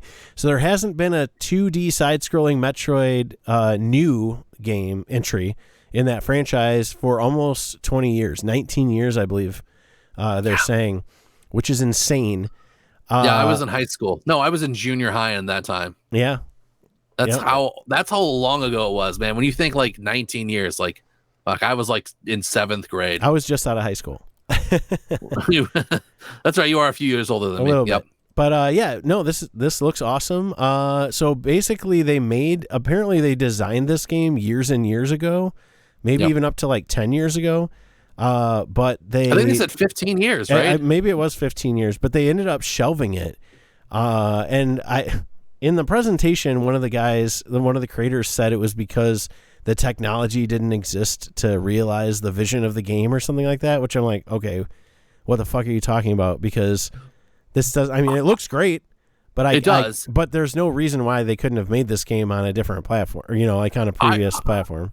I will say that I can kind of see where they're coming from. I mean, it's the reason why Lucas started with episode 4, 5, and 6 of Star Wars and didn't jump right to 1, because he knew the technology for filmmaking and he didn't have the budget to make what he envisioned for 1, 2, and 3.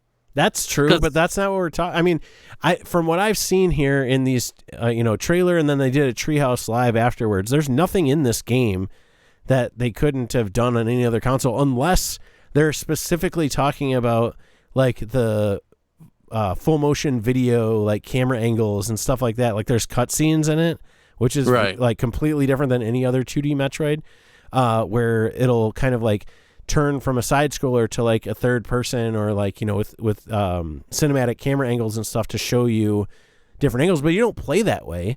It's just it's just a video. So I don't know. I haven't seen anything yet. Maybe there's something in the game that is like drastically, technologically advanced or something like that, but I don't see why they couldn't have made this on Super Nintendo or something like that. Well, I think, at that time, if we're talking, 15 years ago, that would have been, 2000 and 2006. We're talking GameCube at that point, late GameCube, almost early Wii. Yeah, so they could have done that too. So, I mean, what are you telling me? Are you saying that the technology wasn't capable of having robots that hunt Samus while she was moving from section to section in Metroid? Because that's bullshit.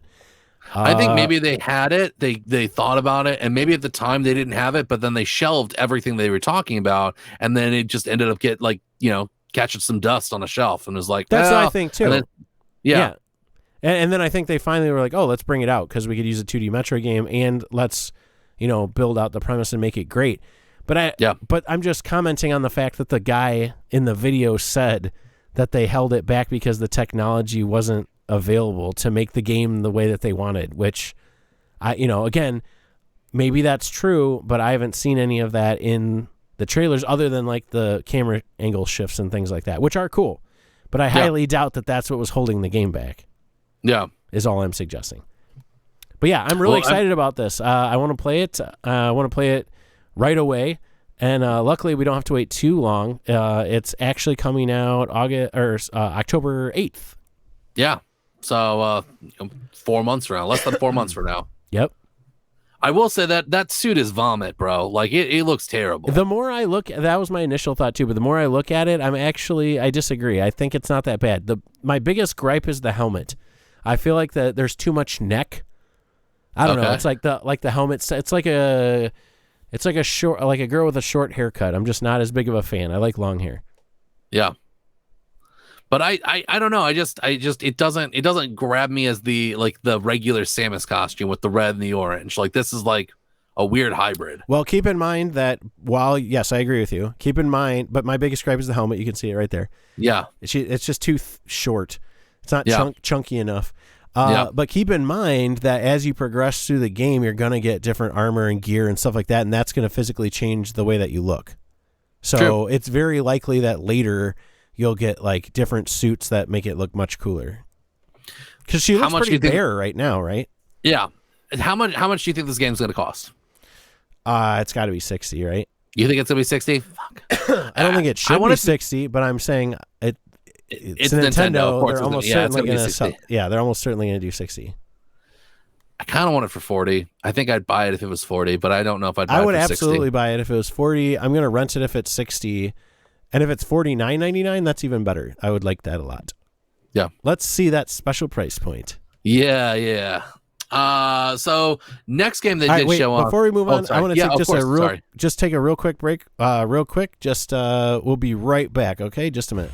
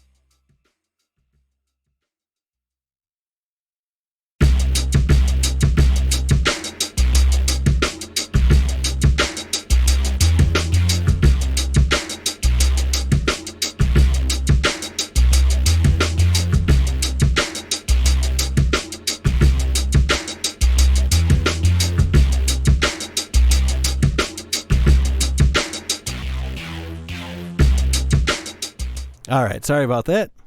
No, it's all good. But right. So we just talked about Metroid Dread. What do we got next here? So we got Mario Golf Super Rush. Golf. Yeah, so we'd I know this has come up a few different times before in past they've shown us some trailers for this, and it actually looks really entertaining. Mm-hmm. And even in this little trailer they showed a few different modes of golf with a lot of like mini games, and there was some racing and looked like almost like a Mario Kart-esque like race. Yeah. Like, and you were like trying to like fight each other with golf clubs. Like I was like, okay, we're getting like Happy What is it Gilmore called? Rush mode or something like that? Yes. Yeah, it was really funny.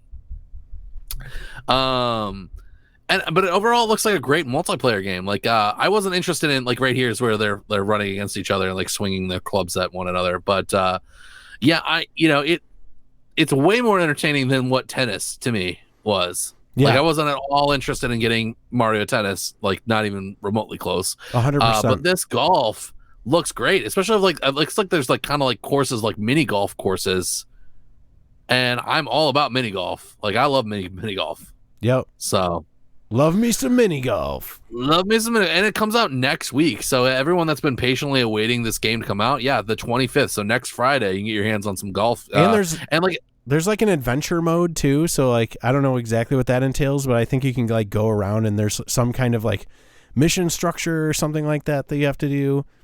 And just the running from hole to hole aspect sounds really fun. Like next time if we all like get together and go mini golfing, we should totally do that from hole to hole. Just like run towards the next hole and like knock each other over and stuff. Yeah, right. Except with mini golf, I guess the next hole is like a step away. Yeah, we just do it in regular golf. We'll just run on a regular course. No, that's what the cart's for. Yeah, I know. And then we do Mario Kart on the way to the next hole. Yes, that's exactly what we do. I'll bring a red shell. There you go. Yeah. And I'm actually really excited to play this. I'm actually kind of excited to play this game for the simple fact that like there's golf courses that you play like in like New Donk City. New Donk. Yeah. Yeah, that is cool. We were seeing Mario play or at least do a shot within New Donk City, which is kind of interesting. You don't usually play golf in the middle of downtown metropolitan areas, right? Right, exactly. Not that I know anything about sports ball, because I don't. Hey, we got a new listener here. We just want to give a quick shout out. It's a JD Booyah, I think it is. Booyah, maybe. Booyah. Baya, I don't know, but hey, buddy, it's good to have you here. Thanks for joining us. Yeah, you're right. It does kind of look like Hot Shots Golf. Love Hot Shots Golf. Yeah, so this could be great here, and it's gonna be out in a week, so we'll get a review on that pretty soon. Next, we talked about a little bit here with the Thursday recap of the show that Jeff Keighley was holding on the Summer Game Fest. And then we talked about it in Capcom, but again, more of the Monster Hunter stories. Again, just a reiteration of it's coming to Switch. So hooray! Yeah, I didn't grab any video of that one. No, we've shown off video for it. So like, yeah, let's move on. Moving on. Yes. So we got we have nothing new to say about it. We come back and we'll talk about it another day. But maybe. But then we have. Yeah, but then we have WarioWare Get It Together. Yes! I'm so excited. Oh, get out of town. Come on. WarioWare is fantastic. We haven't seen a new WarioWare game in years and years, and this is great. I'm so excited. Squeeze the toothpaste. No, Peel dude, the face mask. No. Dodge the birds pooping from the telephone or the electric wires. I'm just going to describe all of the games that we're watching. Unplug the drain. It's hilarious. Come on. No. I'm not interested in the slightest because I have very limited time to play video games. That's why you'd like this. Each little game, they're called micro games. They literally last like 10 seconds. You have to figure, it's like a puzzle. You have to figure out what you have to do and do it within that 10 seconds or you lose. No. I'm sorry. Lick the ice cream cone? Come on. Tweeze the the statues, the Greek god statues' armpit hair. That's hilarious. No. Get it together. All that is no. Get it together, Justin. I'm not interested. I hate Fat Mario, evil Fat Mario. Like I'm not a huge Wario fan either, but this is the only game. Like he actually shines in this game. I'll take your word for it. If you get it, I'll come try it out. But and you're gonna laugh your ass off too. By the way, I doubt it. I have to be drunk and high at the same time for me to even be remotely close to laughing at that. Wait, so have you not played any of the old WarioWare games? No. Oh, that's your problem. You have no idea. You have no idea, sir. I mean, were they similar to these games? Yes. The whole franchise of WarioWare is micro games, and each character.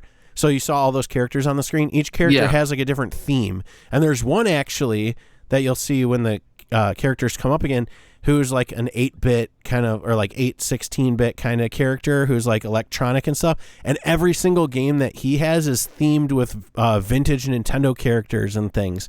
So there's like, I believe there's one of the games in the franchise where you have to pull the cartridge out of Nintendo and blow in it and then put it back in. It's like, it's so fucking fun and hilarious. And you're such a Grinch. You're right. I am a Grinch.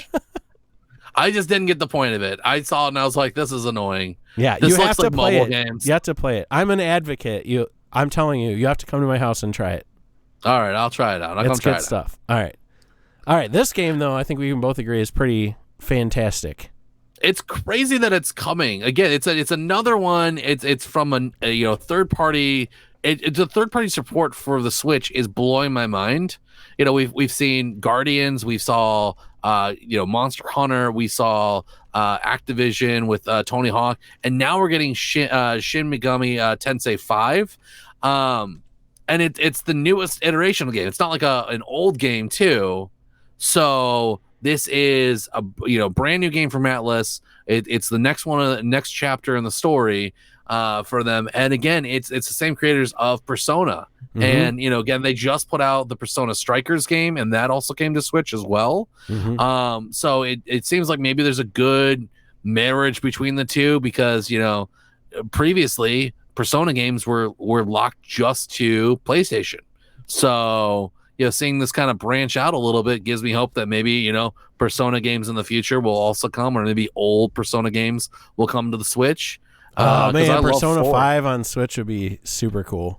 Oh, it'd be so good. I don't know if I want to sink that as much time as I put into 5. When I was playing I put 120 hours in that game, and I drove my wife crazy with how like that song from the song from 5. Da-da-da-da, like that was playing all the time. She's like, another fight? Seriously, Justin? Yes. It was so bad. She like hated coming to the living room. I think she has PTSD from it.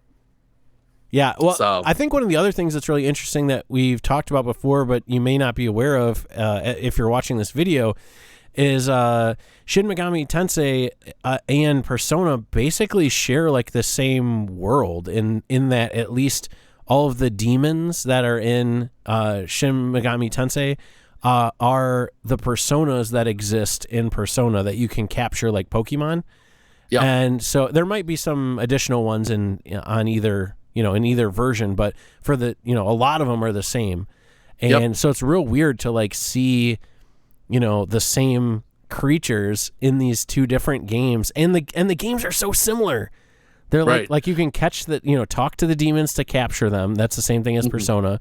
It's a turn-based RPG, and there's like high school elements, which is... I don't know if there's high school elements in this one. No, they said that at the beginning of this, though. At the beginning of this trailer, they mentioned something about being in high school, unless maybe that was just like part of the narrative. Yeah, but yeah, I don't know, because you're right. Because in Persona 4, Persona 3, Persona 5, they were all high school students. It's always there's always a high school element. And I thought that was the difference between Shin Megami Tensei and Persona, is that there wasn't that high school element. But right here at the beginning, when you're watching this video in the trailer, she's talking about high school life and da-da-da-da-da. But like I said, I'm not sure if there's actually a sim element to that. Like in Persona, you actually talk to your classmates, and you have to go to school every day, and the game progresses per day.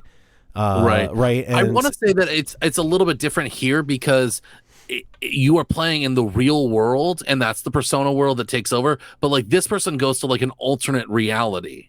Well, no, in Persona you go to a different reality. You do, but you stay within Tokyo. But this one, I believe they are like no, you don't. I mean, you go into a fake world. I mean, you go into the TV and Persona Golden, and you go into like dreams in another one. It's you're never like, what I mean is that the personas aren't actually coming into the real world per se in Persona. Right. I think this one is like a more post-apocalyptic kind of Tokyo. I think that's what they were going for. Like monsters have risen up and taken over.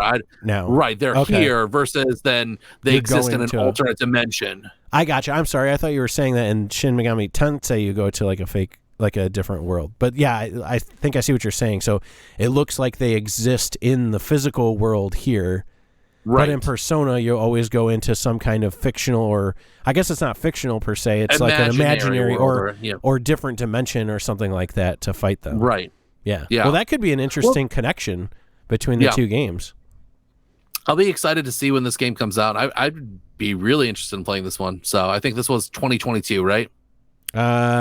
Yes, I think that is correct. Okay. Did we put it in the notes?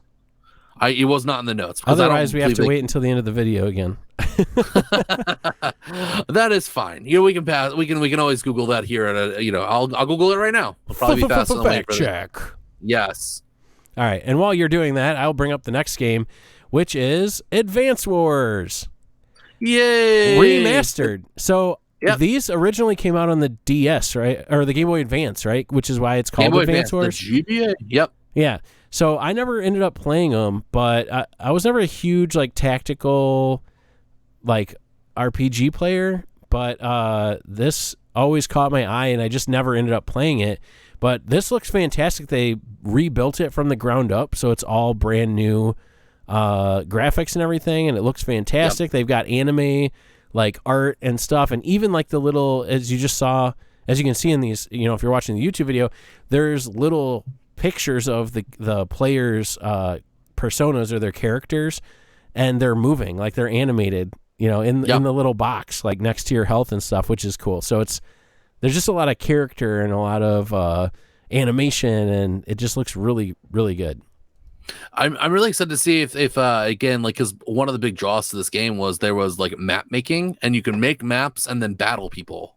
You could connect your GBAs together and then battle people together. So I really hope that feature is part of this again. It's got to be, right? Or online co-play would be great. Yeah, I was just gonna say online.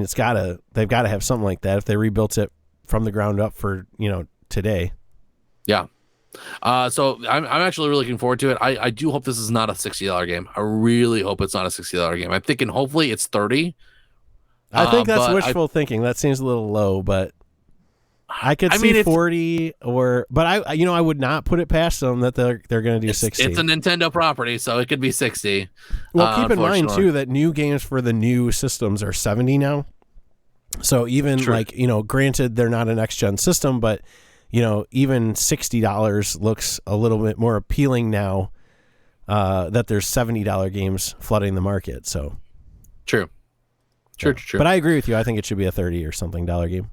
Because I get that you rebuilt it from the ground up and the models look nicer and everything like that, but it's the same old game. You haven't done anything except for graphics, right? Right. I like that though. But yeah, I'm not gonna. Yeah, I would prefer to not pay $60 for it, and I won't. But right, yeah, just like this next game we're going to talk about. Yeah. Oh, I'd pay $60 for this, my friend. Are you joking me? No. Oh my God, it doesn't look good. Yes, it does. It looks fantastic. Are you serious? I am absolutely not joking. So I was going to say, okay, so we're showing Skyward Sword now, the HD remake, Legend of Zelda Skyward Sword HD for the Switch. This was a Wii game, and it looked like absolute trash on the Wii because of the resolution capabilities of the Wii. It was a beautiful game, you could tell, but it just was so held back by the hardware. And it looks fantastic now. What are you talking about? The lines are crisp, the colors are vibrant. I don't know. No. I don't understand. No, they first off, they've shown trailers for this game, and it's looked like dog shit. And looks better than it did before. Those birds flying, that looks awesome. But that's probably just a cutscene. So congratulations, you've mastered a cutscene. I want to see the rest of the game. There are no cutscenes in this game. There are in-game renders, in-game rendered video, right? But it's not. There's not actual cutscenes. It's all rendered in engine. But that looks good. I disagree. I would fight that because there was a scene. I remember there was a scene where he's fighting, and it was when they were showcasing the sword ability and the shield ability when they first started talking about this game, and it was just bad. Because we kind of joked about it. We said that it didn't look crisp. It looked fuzzy and grainy, and it looked like crap. And really? Yes, we first talked about it when it first came out. Something changed because this looks super crisp. I'm looking at the lines right now, and it actually looks good. So this could be the same kind of situation where when we first saw Halo Infinite, we were all kind of like dogging it too because the textures weren't there. It didn't look as sharp. It didn't look next gen. And it could have been the exact same situation where they showed us a small portion of Skyward Sword that maybe they hadn't fully rendered properly, or the art wasn't there. It wasn't as sharp or wasn't as. But when they first showed it, we all said it looked like dog shit. That's right. I do remember that now. But I feel like this looks better for sure because my initial reaction to that other one was that it looked grainy. But this, I keep watching it over and over again, and I watched it earlier today when I was capturing it, and I was just like, damn, like the lines are so crisp in this. Like it's very different than if you go back and compare it to Skyward Sword on Wii, you'd be like, oh my gosh. But okay, aside from the graphics though, have you played this game? No. Okay, it's a good game. It's not the best Zelda game, but it's a good game. There's a lot of cool elements to it. I played it back in the Wii era, and I really enjoyed it. It does feel kind of like a Zelda Light, like in terms of this was at the height of the Zelda format where you go here, you get this, and then you can go here to the next place because you've obtained this weapon. And there was a lot of freedom in the sky. So the sky is like the Wind Waker's ocean, right? Okay. So like in Wind Waker, it felt like the world was huge, but actually most of it was just a bunch of water and then little tiny islands. That was the actual world, was the islands. This is the same type of thing. So in the sky, there's a lot of things that you can fly around and find, and little places you can go and stuff like that. But the meat and potatoes are these these areas on the ground under the sky, and those are very linear and closed off. They're kind of like dungeons. So once you've gone down there and completed everything, there isn't much of a reason to go back. Although they might have some side quests or something that have you go back down there. I don't remember. It's been a long time. But I do remember this being one of the most linear Zelda games to ever come out. So that I didn't like. But when it came out on Wii, the biggest thing about this was the 1-to-1 movement, because they had just released with this, I think, the additional thing that you would connect to the bottom of the Wiimote that could track additional movement. So it could actually, if you're holding the Wiimote, it could, not only track like WAG and stuff like that, but you could actually take it and move it in 360 degrees, and it would know exactly where you were holding it, which is perfect for sword play. So the point of this game, like the big thing that they leaned into was that.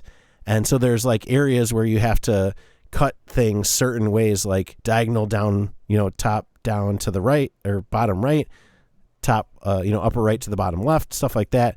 And like cut these little things with precision. That's what you're seeing here in the video. And so it's kind of interesting to see that they've recreated those controls with just the Joy-Cons and with the motion controls, because at one point you couldn't play this game on another system. It was just kind of lost on the Wii. So it's kind of neat that they brought it here. So I agree with you. I don't think it should be $60. I wouldn't put it past Nintendo to charge $60 for it. But I'm pretty sure they did, like, for Wind Waker and stuff, the remakes, I'm pretty sure they were slightly discounted. So maybe this will be... Did they bring Wind Waker to Switch? No, but I wish they did. No, they brought Wind Waker to Wii U. That's what I thought. I was like, I don't remember coming to Switch. Like, that seems like the logical next step. I have wanted that, but I think the reason that they haven't is because they just, not too long ago, within the last 7 years or whatever, they did do an HD remake of Wind Waker on Wii U, which is fucking fantastic, and it looks amazing. And I really hope they bring that to Switch also. Right. You would just think they could just port that over. Yeah, they should be able to, yeah. Right. I don't know. I don't care about being Link. Like, I don't want to swing my sword because if you're watching this, you can see me. I'm a fat guy, and I don't like to do physical activity, okay? So, like, isn't that why you play my arm around? Yeah, right.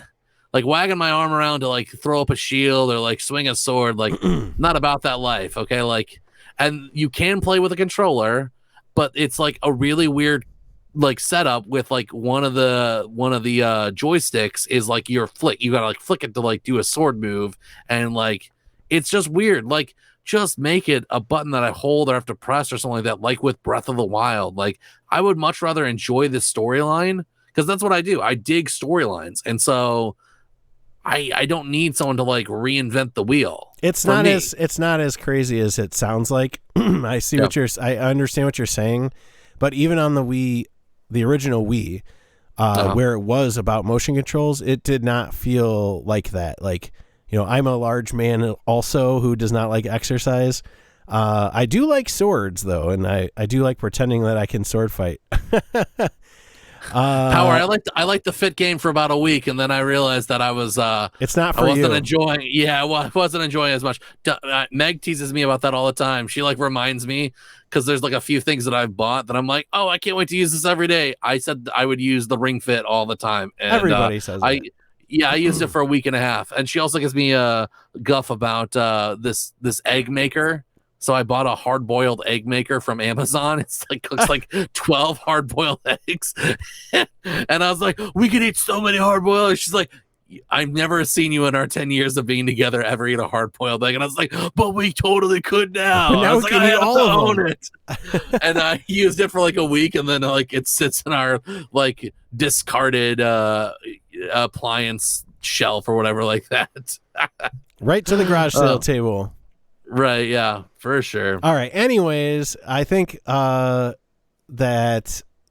Skyward Sword is probably going to be another one of those games where you should rent it if you have GameFly or something like that. If you don't, you should come over to my house and try it out and see, because it's a great game. You definitely shouldn't pass on it.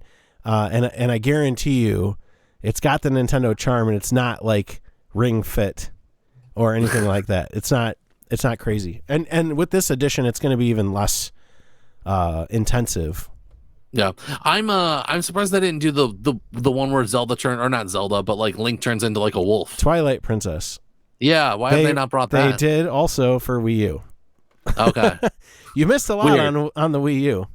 You know what? I didn't feel like owning one. Yeah, well, I replayed. I got Wind Waker HD and Twilight Princess HD, and both of them were fucking fantastic. So they should just port them over. They should.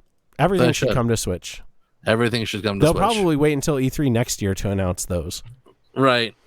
All right. So this was interesting and completely unexpected. Not sure that I would buy this or not, but they also announced the Legend of Zelda Game & Watch just in time for the 35th anniversary of Zelda, which is cool. It's a handheld that it has a color screen, which they make sure that you understand, because the old Game & Watches had shitty, not LCD screens. They were just like those crazy, well, you'll see one of the games here because one of them's on here, where it's just like the black and like stick figures like doing things. But this is cool. So it's like it's a portable little device where you can play The Legend of Zelda from Nintendo, Adventures of Link, so Zelda 2, and then Link's Awakening, the Game Boy version. But and then of course there's that silly Game & Watch thing also, and then a timer. So that's fun. Yeah. Atari's calling you out. He thinks you're gonna buy it. Andy, you would buy it. Don't lie to the people. I would buy this just to have, because I think it's cool. I won't buy it because I'm a responsible adult with 2 children who needs to provide for my family, and I can't afford the luxury of buying silly things that I'm not going to use anymore like this. But yeah. I love it, and I encourage everyone to buy it if you like Legend of Zelda and you like collecting cool things, because I really want it. Maybe for a birthday. I personally looked at it and said, this is a complete waste of fucking time and resources, and it's just dumb as fuck. Aren't all these games available for free on Switch online anyway? With the exception of maybe Link's Awakening. I don't think that's on there. But Zelda 1 and 2 are. Yeah, I think, I don't know. I literally think this is a collector's wet dream. It is. And just a giant cash grab. What I would have loved to have seen for a 35th anniversary of Zelda is a Switch that was Zelda themed.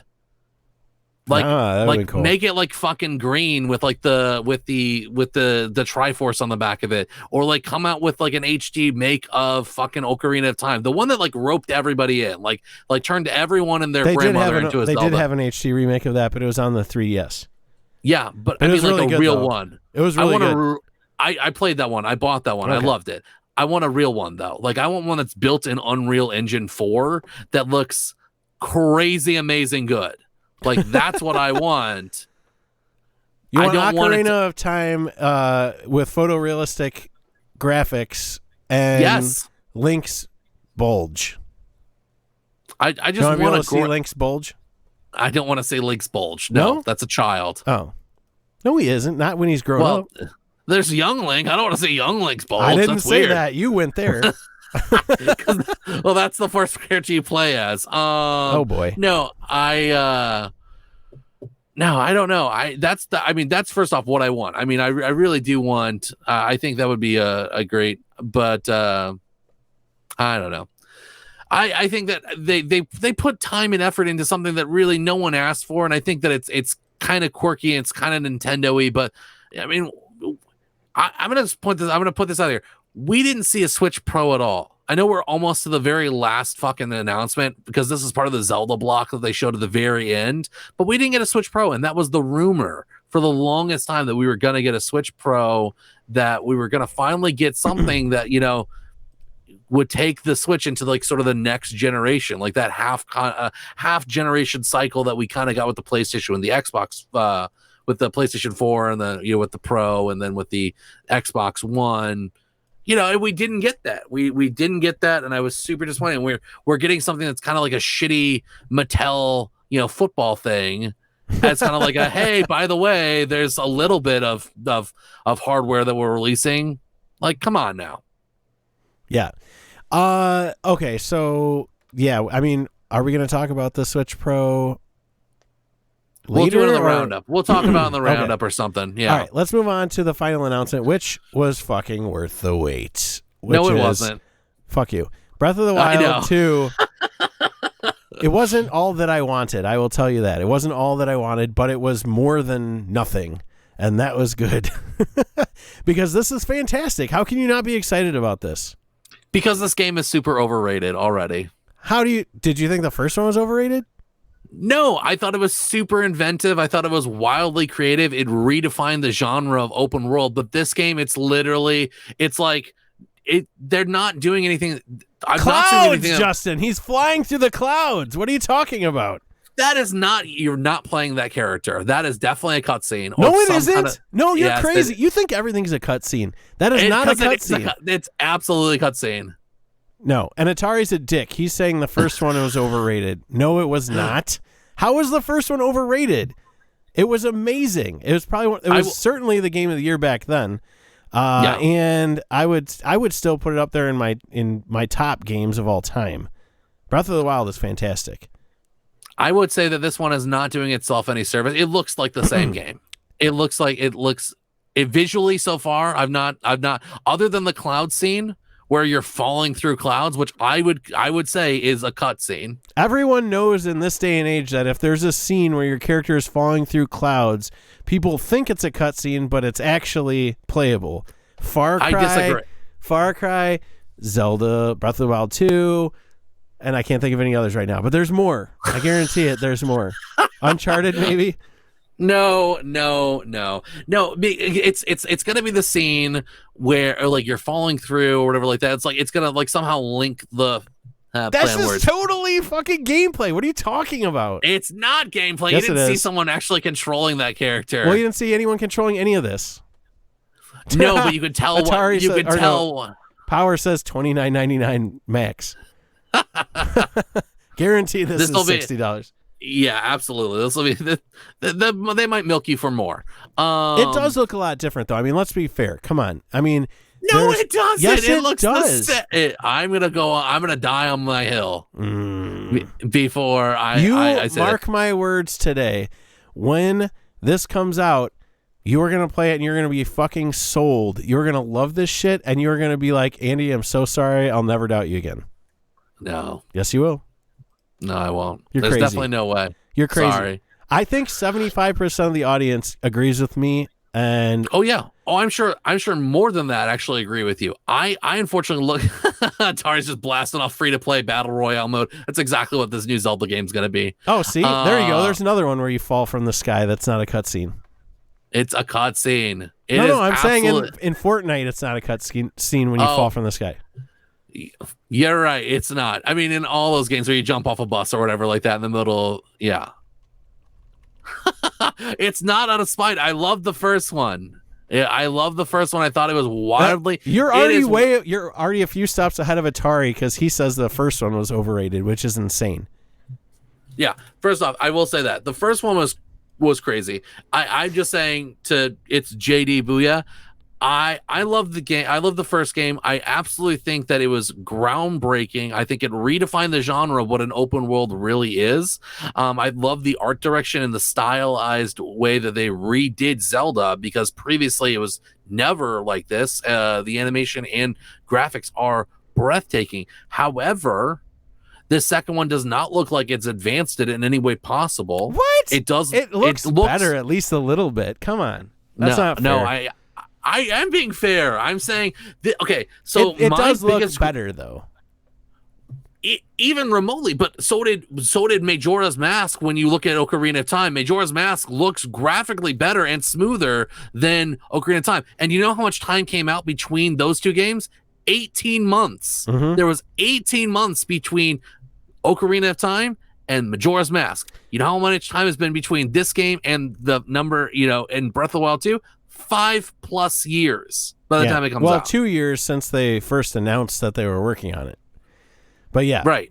But between the two, no, I mean you're right. But they haven't really, except as far as I can remember, I don't think they've ever successfully used the same engine for a Zelda game for another Zelda game, except for Majora's Mask or Ocarina of Time.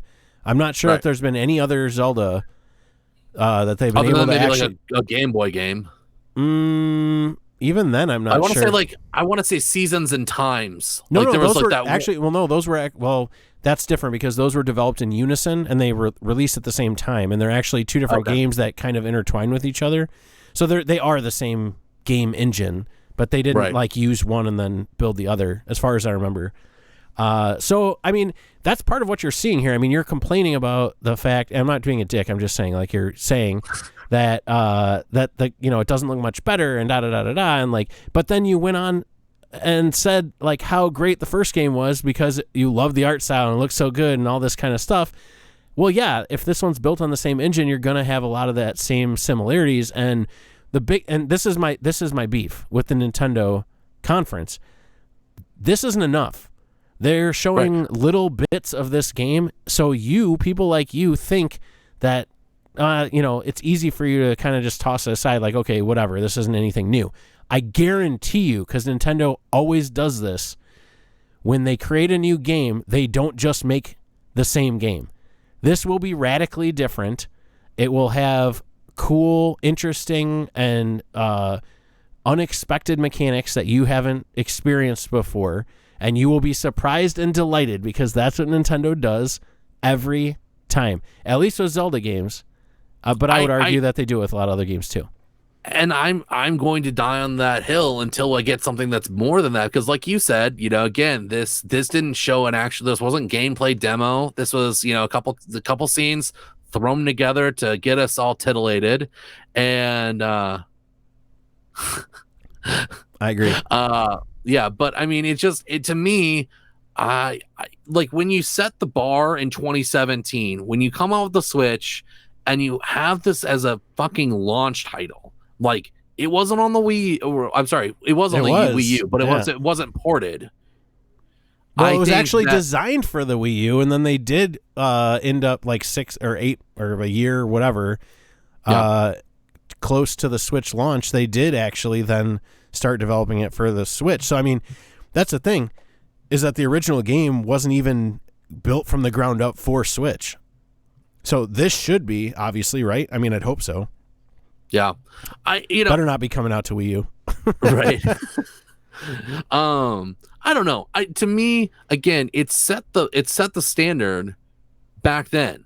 Like I mean, it's set a high bar. And to me, from what I've seen so far, that 15-20 second trailer back in 2019, and then seeing this, I just feel like it's not far enough.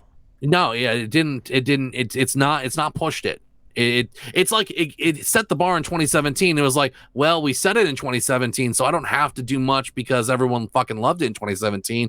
But it's been 5 years. Like, I want to see something that's inventive. Like God of War. If God of War Ragnarok comes out and it's like what God of War was, a couple of years ago when that came out, and how that kind of redefined that genre and that and that series.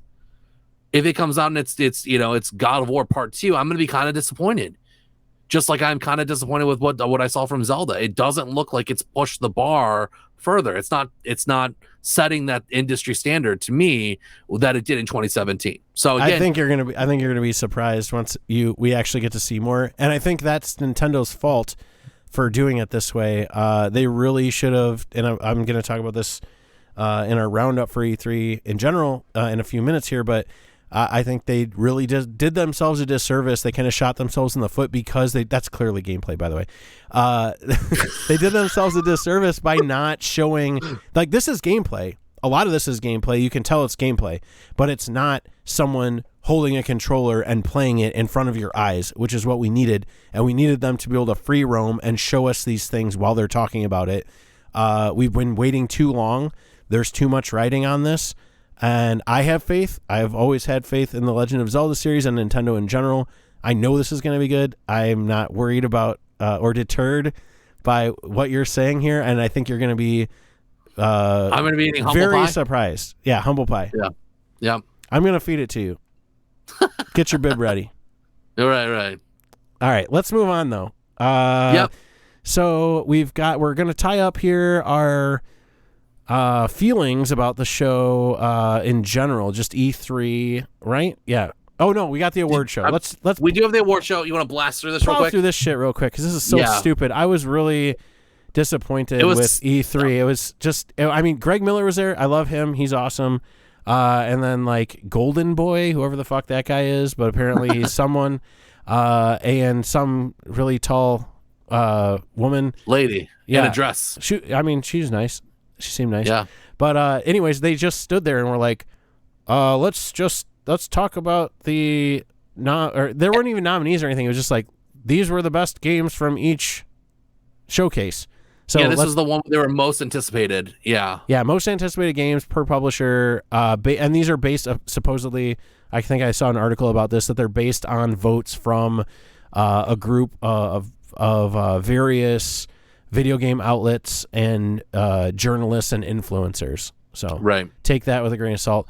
But Ubisoft, most anticipated game, Mario plus Rabbids. Gearbox, Tiny Tina's Wonderlands. Who would have thought? Xbox, Bethesda, Halo Infinite. That's pretty cool. Yep. I like that. Square Enix, Guardians of the Galaxy. That makes sense. PC Gaming Show, Songs of Conquest. Did you mention that one? I'm not sure I saw. We didn't even talk about PC Gaming Show or future games or Freedom Games. There's no future in PC gaming. That's no, actually, I think that's the master race. I wouldn't say that. Yeah, well, I don't think anyone's gonna be able to play games on PC anymore because everyone's buying up all the graphics cards for Bitcoin mining, right? Oh yeah, that's right. That is the new thing. I don't know. All right, in television, they actually rated the games here, even though we barely saw anything of anything. And of course, they chose Asteroids. Come on. Right. Clearly, it's the game that they showed nothing of, which is Earthworm Jim. Right. I mean, it's the reason why it makes me want to buy one. I'm not interested in any other game except for that. I will play Breakout. I like Breakout. Yeah. Then we had the indie game, which was The Falling Frontier. There's not a whole lot to choose from, and they kind of just went with the developer that put out 3 games. It's kind of not fair. That developer put out 3 games, and they were like, well, I guess they stacked the deck for themselves. They had a 1 in 4 chance of winning the most anticipated game then. But what if all of their games sucked, though? Then they wouldn't have had a better chance. It's true, I guess. I mean, but I guess, well, no. Maybe if they would have made one game that was really good, then they would have won the game. Yeah, game of the show. Right. Then they had Freedom Games was Airborne Kingdom. Capcom was the Great Ace Attorney Chronicles. Nintendo was Breath of the Wild 2. Eureka Studio was Loop Mancer. Best presentation was to Xbox and Bethesda. Nice. It's funny that Bandai Namco's not on here, even though they were part of it, but they only showed the one game, so it's like, well, yeah, they're like, we can't say that. That would make us look silly. And then the most anticipated game was Forza. Why did I say Forza? It's because I'm combining Horizon and Forza together. That's so what Forza you did. Horizon 5, day one. Hell yeah, that's the Game Pass, baby. Bitch. Yeah, I thought that was interesting. Not my most anticipated game, although I am excited about Forza Horizon, and I don't even like. Can you lump that in with Sports Ball? You know what's really weird? Why is the most anticipated game not Halo? Like if you when go back that up was to the best game from their show, right? They just literally said most anticipated game based upon publisher was Xbox was Halo. If that, it should be the same game there, because if it's most anticipated game from Xbox, then the most anticipated plus the game best presentation was Xbox. Right. This is fishy. I don't know. Yes, it is indeed. I'm gonna text Greg Miller and we'll find out. The fish is real. Yeah, Atari in the chat here actually talked to Greg Miller and invited him on our show one time. What? Yeah, because he had Greg posted a picture of the Arboretum or something like that out here in Illinois. And he's like, anybody know where I'm at? And Atari texted him. He's like, yeah, that's the Arboretum. And then they kind of had a little back and forth. And he told him about the show. And he's like, you should come by sometime. And he's like, yeah, I don't have time for that. He wasn't a dick. He was just like, yeah, maybe. Yeah. We're all like, okay. Yeah, right. That would be cool, though. That would be so cool. He's an awesome dude. I'd be like kind of starstruck. All right. So let's do this. Let's get ours, man. Let's do this. Best presentation. Yes. What do we think here? Drum roll. You want to do it? Yeah. Xbox. Yeah. / Bethesda. Yeah, right. It's a no-brainer right there. I mean, it wasn't even a competition in my opinion. They walked in the 1-2 punch. Like they showed banger after banger after banger. And it honestly, it's because Sony didn't show up. Yeah. If Sony shows up, then it becomes a competition. Mm-hmm. But this was a pissing race that they were winning because they were the only one out there pissing, pretty much. Well, no, Nintendo had skin in the game, but they didn't deliver to the level that they could have, I believe. But if they had, I think they could have easily fought against Microsoft for best presentation. If they would have had, again, gameplay of someone holding the controller, playing Breath of the Wild, and showing you around like they did that the first year when the first one was, when they actually showed gameplay of that, and they're like, here's Hyrule Field, and then they take the controller and they're like, now we're going to move around, and you're like, what? Right. That's crazy. Like, we needed something like that, and then also Switch Pro would have been good. I absolutely agree with you. I think Switch Pro would have been great. But I think the biggest thing for me that set Nintendo back was there's so much that's missing from Nintendo, in my opinion. I look at Nintendo's showcase and I say, there was no new Mario, there was no new Donkey Kong, there was no Mario Kart, there was no Switch Pro, there was nothing about the Pokemon game that is coming out here in like 6 months. Like, there was so much absent from that was first party. And honestly, what it felt like was, you know how we kind of shit on Square Enix for just being all mobile-y?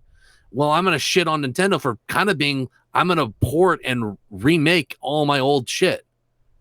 Yeah. You know, it was like, here's an old Mario Party. Oh, here's Skyward Sword. Here's Advance Wars. I mean, like, again, some of those are great. Some of those are really cool. There's nostalgia. But again, it was just remakes. Like, it wasn't like a new IP, and Nintendo had addressed that, the last couple of years and said, hey, we're going to start, pumping it into new IPs. And we're not really seeing new IPs, and we're also not seeing any old IPs, making a resurgence, except for now Breath of the Wild 2, which makes me think. And Metroid.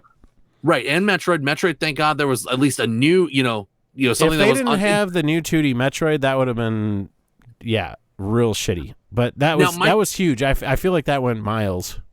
All right, and it's because, and I'm going to put it this way, technically it's not a remake, but it was remade for this console because it was an old game. We never played it, so we'll never have that initial. Well, it was reaction. never finished, and Right. and furthermore, I'm not sure it was ever even started, other than like concept, maybe a design conversation and things like that.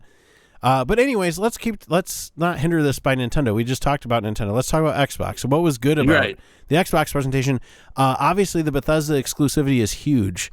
Yes. I'm my God. so excited for Starfield and for Redfall. Redfall, even though baby. Again, no gameplay on that, but still the concept just seems really cool. I love that like 4v1 or 4v, maybe it's not even 4v1, but just like 4-player co-op kind of thing looks really awesome.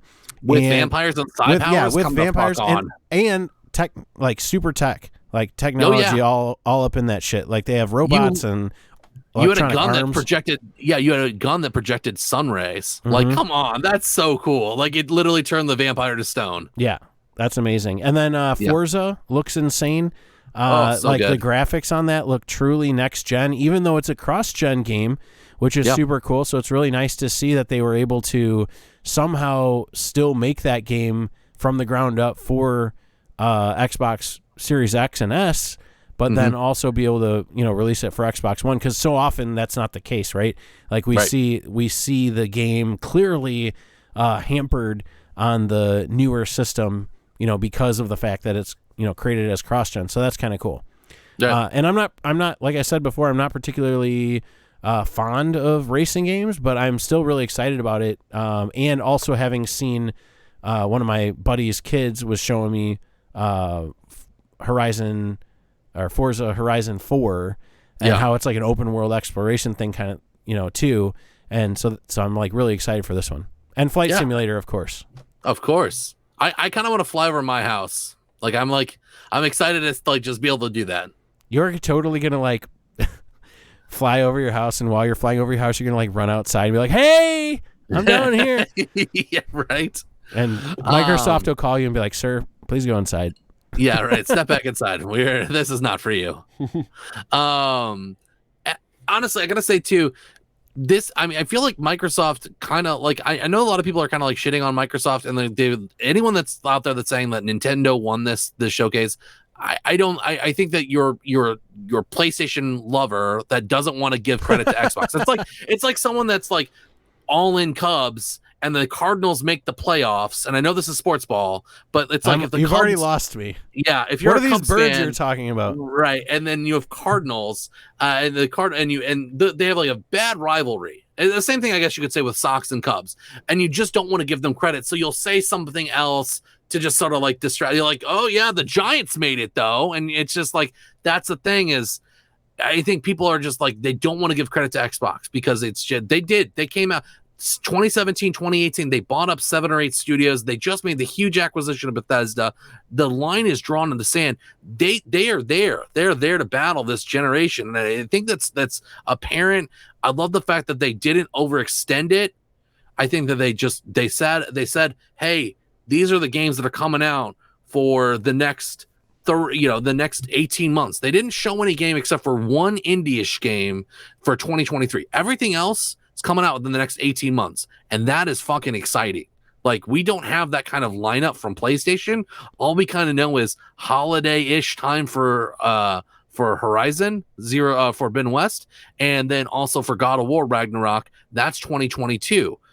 Again, we have nothing else really in the pipeline, and it's kind of shocking that there's plenty in the pipeline. We just don't know about it. But we just don't know about it. Right. Exactly. And that's part of my big disappointment with this year is that Sony being absent is just like a gaping hole. And they are doing things. They're absolutely doing things, and they're killing it. And we just don't know what they are. And I wish they were better at communicating that. I'm thinking that in the next couple, they may have already announced it, I'm not sure, but I'm thinking that they're going to have a PlayStation State of Play coming up here within the next month or two, where they're going to show more of that stuff because they're kind of doing it on their own time. And they did just have that Horizon Zero, or what the hell is it called? Horizon Forbidden West. Forbidden West, yeah. Yep. They did just have that showcase like right before, and it was amazing. It was great. We didn't get a chance to talk about it on the show because of all the other stuff going on, but yeah, I mean, it looked really good, and that's really exciting. But keep in mind they've got a lot of studios under their belt, and there's a lot of people that are working on a lot of different things. We just need more information, and it sucks that they weren't there. But I agree with you. I think obviously Microsoft killed it. I don't agree that that a lot of people are shitting on Microsoft. I think most people that I've read, their opinions on, most people at least acknowledge the fact that it was a strong showing, if not most of them thinking that Microsoft won. But and I wouldn't say it's necessarily Sony fanboys. I'd say it's Nintendo fanboys because, and I'm one too. I'm kind of a fanboy of everything. So it's kind of funny. I kind of float between things, but like I'll get, excited about stuff, like Mario Party. Like it's not a new game per se, but it is kind of, but it's also kind of a remake, but like, I'm kind of excited about that. Like that's kind of cool. And there's other people that hang their hat on that. And, to them, that's the Mario game that you are saying was missing, in the mainline franchise. And Metroid obviously is huge for pretty much everybody. Like pretty much any Nintendo fan, that's big news. Mario Golf, is another Mario game, but it's not like a traditional Mario game. So I think you're fighting against people who, no matter what, I mean, Nintendo could have not shown Metroid 2D, and they could have not shown Breath of the Wild, and they still would have said that Nintendo won E3 over Xbox. It doesn't matter how good Xbox is because they're not really paying attention to that. They want Nintendo games, and that's fine. Right. But I definitely obviously agree that Xbox is killing it, and they, in my opinion, won this E3. I mean, we haven't even talked about, and I don't want to get too far into because we've talked about this many times before, but like 27 of their games that they showed are coming to Game Pass on day one. That's insane. No other company has done anything like that ever with AAA games coming out day one. I mean, I don't have to buy Halo. I don't have to buy Gears of War. I don't have to buy Fable. I don't have to buy Flight Simulator. I don't have to buy Forza. I don't have to buy any of those games. Some of them any of the Bethesda games either. Or Bethesda games, yeah. I wouldn't have bought some of those games anyways, but the fact that now I can play them with zero barrier to entry is huge. And it's probably going to introduce me to some games that I wouldn't have otherwise been interested in or picked up. And that's the idea. And I think Microsoft has earned a lot of goodwill because of what they have done and the things that they've shown. So I was very excited for their presentation. I thought they did a great job. I also really like Nintendo's, but I have some critical points there where I wish they would have done better. In certain ways, they didn't meet my expectations, but in general, I thought it was pretty good. All right, game of show. What do you got? What's your game of show? Guardians of the Galaxy. That Woo-wee! Dude, I mean, for all the hype that we just talked about Xbox, I mean, like there's so much on Xbox that I'm super stoked for, but Guardians of the Galaxy, the fact that was able to like hang under the radar, and we were both talking about it's probably a Deus Ex game, it's probably a Tomb Raider game because it's the same team that made that. We weren't thinking, oh, it's Guardians of the Galaxy. The secretiveness of the fact that they were able to keep that game under wraps and it's going to launch in 4 months. That's fucking like bonkers, bro. Yes. Like that's so good. The trailer showcased the humor that's captured from the movies and the comic book. The combat looks exciting. And I love that team composition too.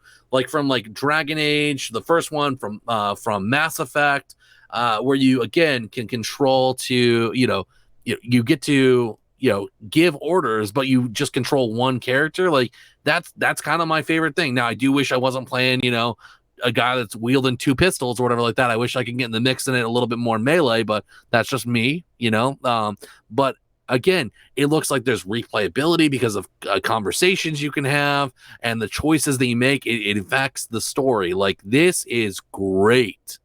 I can't believe it. I honestly thought it was DLC for the Avengers, and I was like, fuck this. Like, I don't want that. But it turned out to be its entire game. I totally thought that too. That's funny. Yeah, it's great. I'm so excited. I can't wait to play this game. That game is for sure going to be something I'm picking up day one. Awesome. What about you, buddy? Well, mine is Metroid Dread, as you might have guessed. So as I can read the notes. Yeah. So I'm pretty excited. Yeah, you're a very good reader. But yeah, I mean, like I've already talked it to death, I think, but it's just been almost 20 years since the last 2D Metroid. Super Metroid is one of my favorite games of all time. And I really like the original Metroid as well, but not nearly as much as Super Metroid. And then Metroid Prime was a huge surprise. I did not think that I was going to like the first-person aspect of it, although I wasn't nearly as on the opposite side as most people that I remember being vocal back then, because a lot of people just fucking shit on it all over the place. And I was kind of like, hey, guys, let's give it a chance. And it ended up being really good, but I was also nervous about it. But as soon as I picked it up and I started playing, I'm like, this is amazing. Like, I can look around and explore this, three-dimensional space as Samus for the first time. Right. So I loved it. And, I just love Metroid, and it's great to see that they're back. And I want more adventures with Samus, and hopefully this is a massive, huge 2D side-scrolling Metroid game. We will see what happens. Yeah, I'm excited about it too. I think it looks great. I definitely can't wait to change out of that suit. Maybe there's like a Samus without the suit kind of thing. Like maybe just like a regular girl. Like how is there Zero Force Samus or something like that? Like that's a fighter in Smash, where she's just like in a bodysuit or whatever like that, but she's still got a pistol. Like I'd be down for that. Also, Power, it's a great idea. We should get like a harmony of us doing like free on Game Pass, like something like that kind of shit. Yes, there's definitely enough of them now that we can use that. Sound bites, especially like now that that I own an Xbox and you own an Xbox, we'll be talking about Game Pass all the fucking time. All right, did we I think we've already covered a lot of our overall thoughts about E3 as we were going through here, but is there anything in particular that you wanted to say? No, I honestly I mean, we've talked a lot. I mean, between sort of the pitfalls and the high points and the low points. I think that obviously, and Power called it out earlier too, COVID really played a factor in this year. I mean, I feel like E3 was kind of like put together last second. I know they kind of talked about, wanting to do in person this year, but because of the way the pandemic was still shaking out, they couldn't do it, put it together fast enough. And I think maybe some developers probably saw that as like an opportunity for kind of just to take another back seat. And maybe that's the reason why some people blew their load on the Jeff Keighley, Summer Game Fest opening day. I'd rather come out swinging on that first day and be the talk of the town, and be like, hey, you know what? We were, we showed off first there. It'd be great, So I understand. I'm sorry. Do you realize that you just said that that's probably why a bunch of people blew their load on Jeff Keighley? Because that's pretty fucking hilarious. It's a Bukkake Keighley. Yeah, you're right. No, I will say that I do think that, next year when they return to in person, because that's what the plan is for next year. And obviously by that point, the vaccine's out and everybody's pretty much getting it. So I think that, next year it's going to return to normal. I'm really hoping that Sony shows up next year because I want a reason to buy a PlayStation 5. I'm looking forward to it. Like I want to see, a reason to buy one. And I'm sure there is. Oh, I'm sure there is. But for right now, if I can play everything that's coming out on PlayStation 4 on the PlayStation 5, then that's what I'm going to do because I already own the PlayStation 4. It would be a completely different situation if, let's say, I owned an Xbox One and didn't own a PlayStation 4. I would buy a PlayStation 5. It would be the reverse. I'm not going to today with a brand new generation. I'm not going to go out there and buy an Xbox One just for Game Pass. So that's just that was my mentality. Like for the next couple. Yeah, but for me, I just, throwing around, that kind of money, I wasn't wanting to go that way. But again, I'm hopeful that sooner, soon Sony will, respond to, what's been going on with E3. I'm excited for next year's E3 already. There's a lot of hope because there was a lot of people that kind of showed up and, shit the bed. And I'm excited to see them turn it around next year because I've seen them have great showings. Gearbox has had amazing showings. Capcom has had amazing showings. Nintendo's, in my opinion, had better E3 showings. This felt like a regular direct, like a March. Yeah, I said that to you right after the show. To me, it felt like a regular Nintendo Direct. Right. It didn't feel as And I stand punchy. by that. I still think that. I think it did feel like a regular Nintendo Direct. And again, And I think they missed a couple of large items, and 2D Metroid was a big one. That was nice to have. If they didn't have that, they'd been a lot more trouble than they are. I think most people are happy with it, but I think a lot of people are a little disappointed, especially about the Switch Pro. I think a lot of people are disappointed because you shared an article too. I was just gonna ask you about that. You shared an article where Nintendo stock dropped by 6% after the E3 showing. I mean, like, that's wild. That 6% of your company's value is lost after 40 minutes. Like, that's saying something that a lot of people had a lot of high hopes, and you know. Well, and again, we should say, which I don't think we mentioned, is that the Nintendo presentation had the highest view count, or it's like 3.2 or 3.3 million, while Microsoft had 2.1. Right. So, but Schmed was saying, we were texting him too, because Justin likes to, they both like to butt heads or whatever about which one's better, Xbox or PlayStation. And I'm always sitting here in the middle, and I get like 50 text messages, and I'm like, wow, you guys are crazy. But so they were talking, and it's like, Schmed was talking about how Nintendo had the most viewership. But I don't think that correlates to how well the conference went or the presentation went. More so, it correlates directly with the hype behind it, right?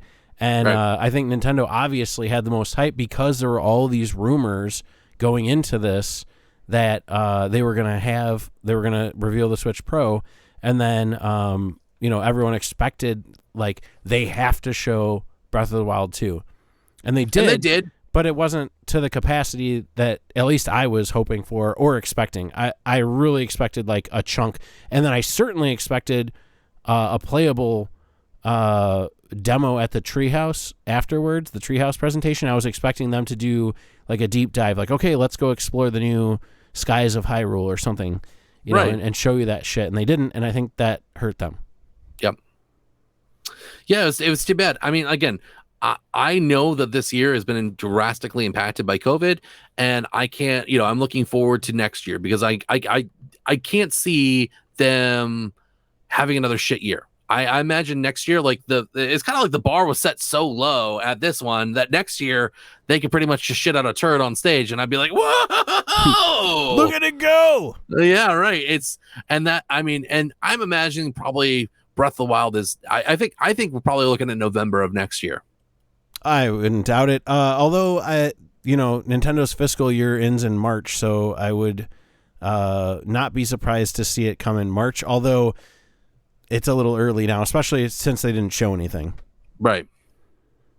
Unless they want to do something crazy, like, I don't know, maybe they have another, direct or something like that, in November, and says, hey, by the way, 3 months from now, new Zelda. I don't know. Yeah, we'll probably see. not. You're probably right. It's probably going to be a holiday thing because we haven't seen anything yet other than this extended teaser now.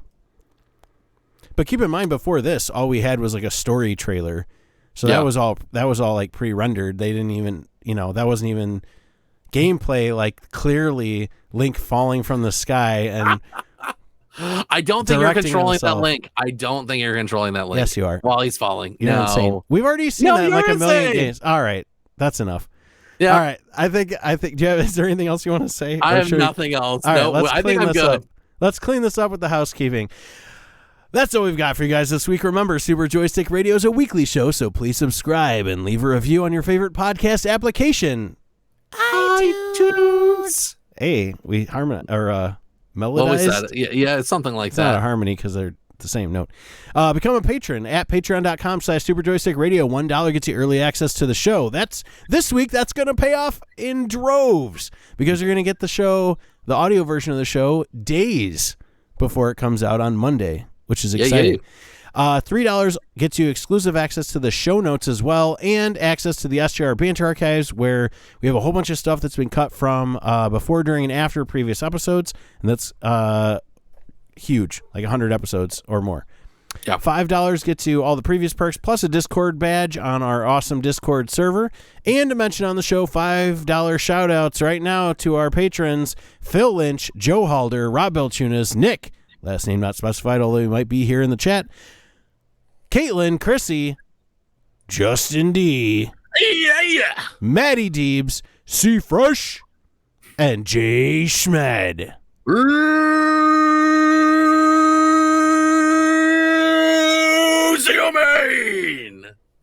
All tiers also get discounts in the merch store where you can find things like Schmed's old underwear.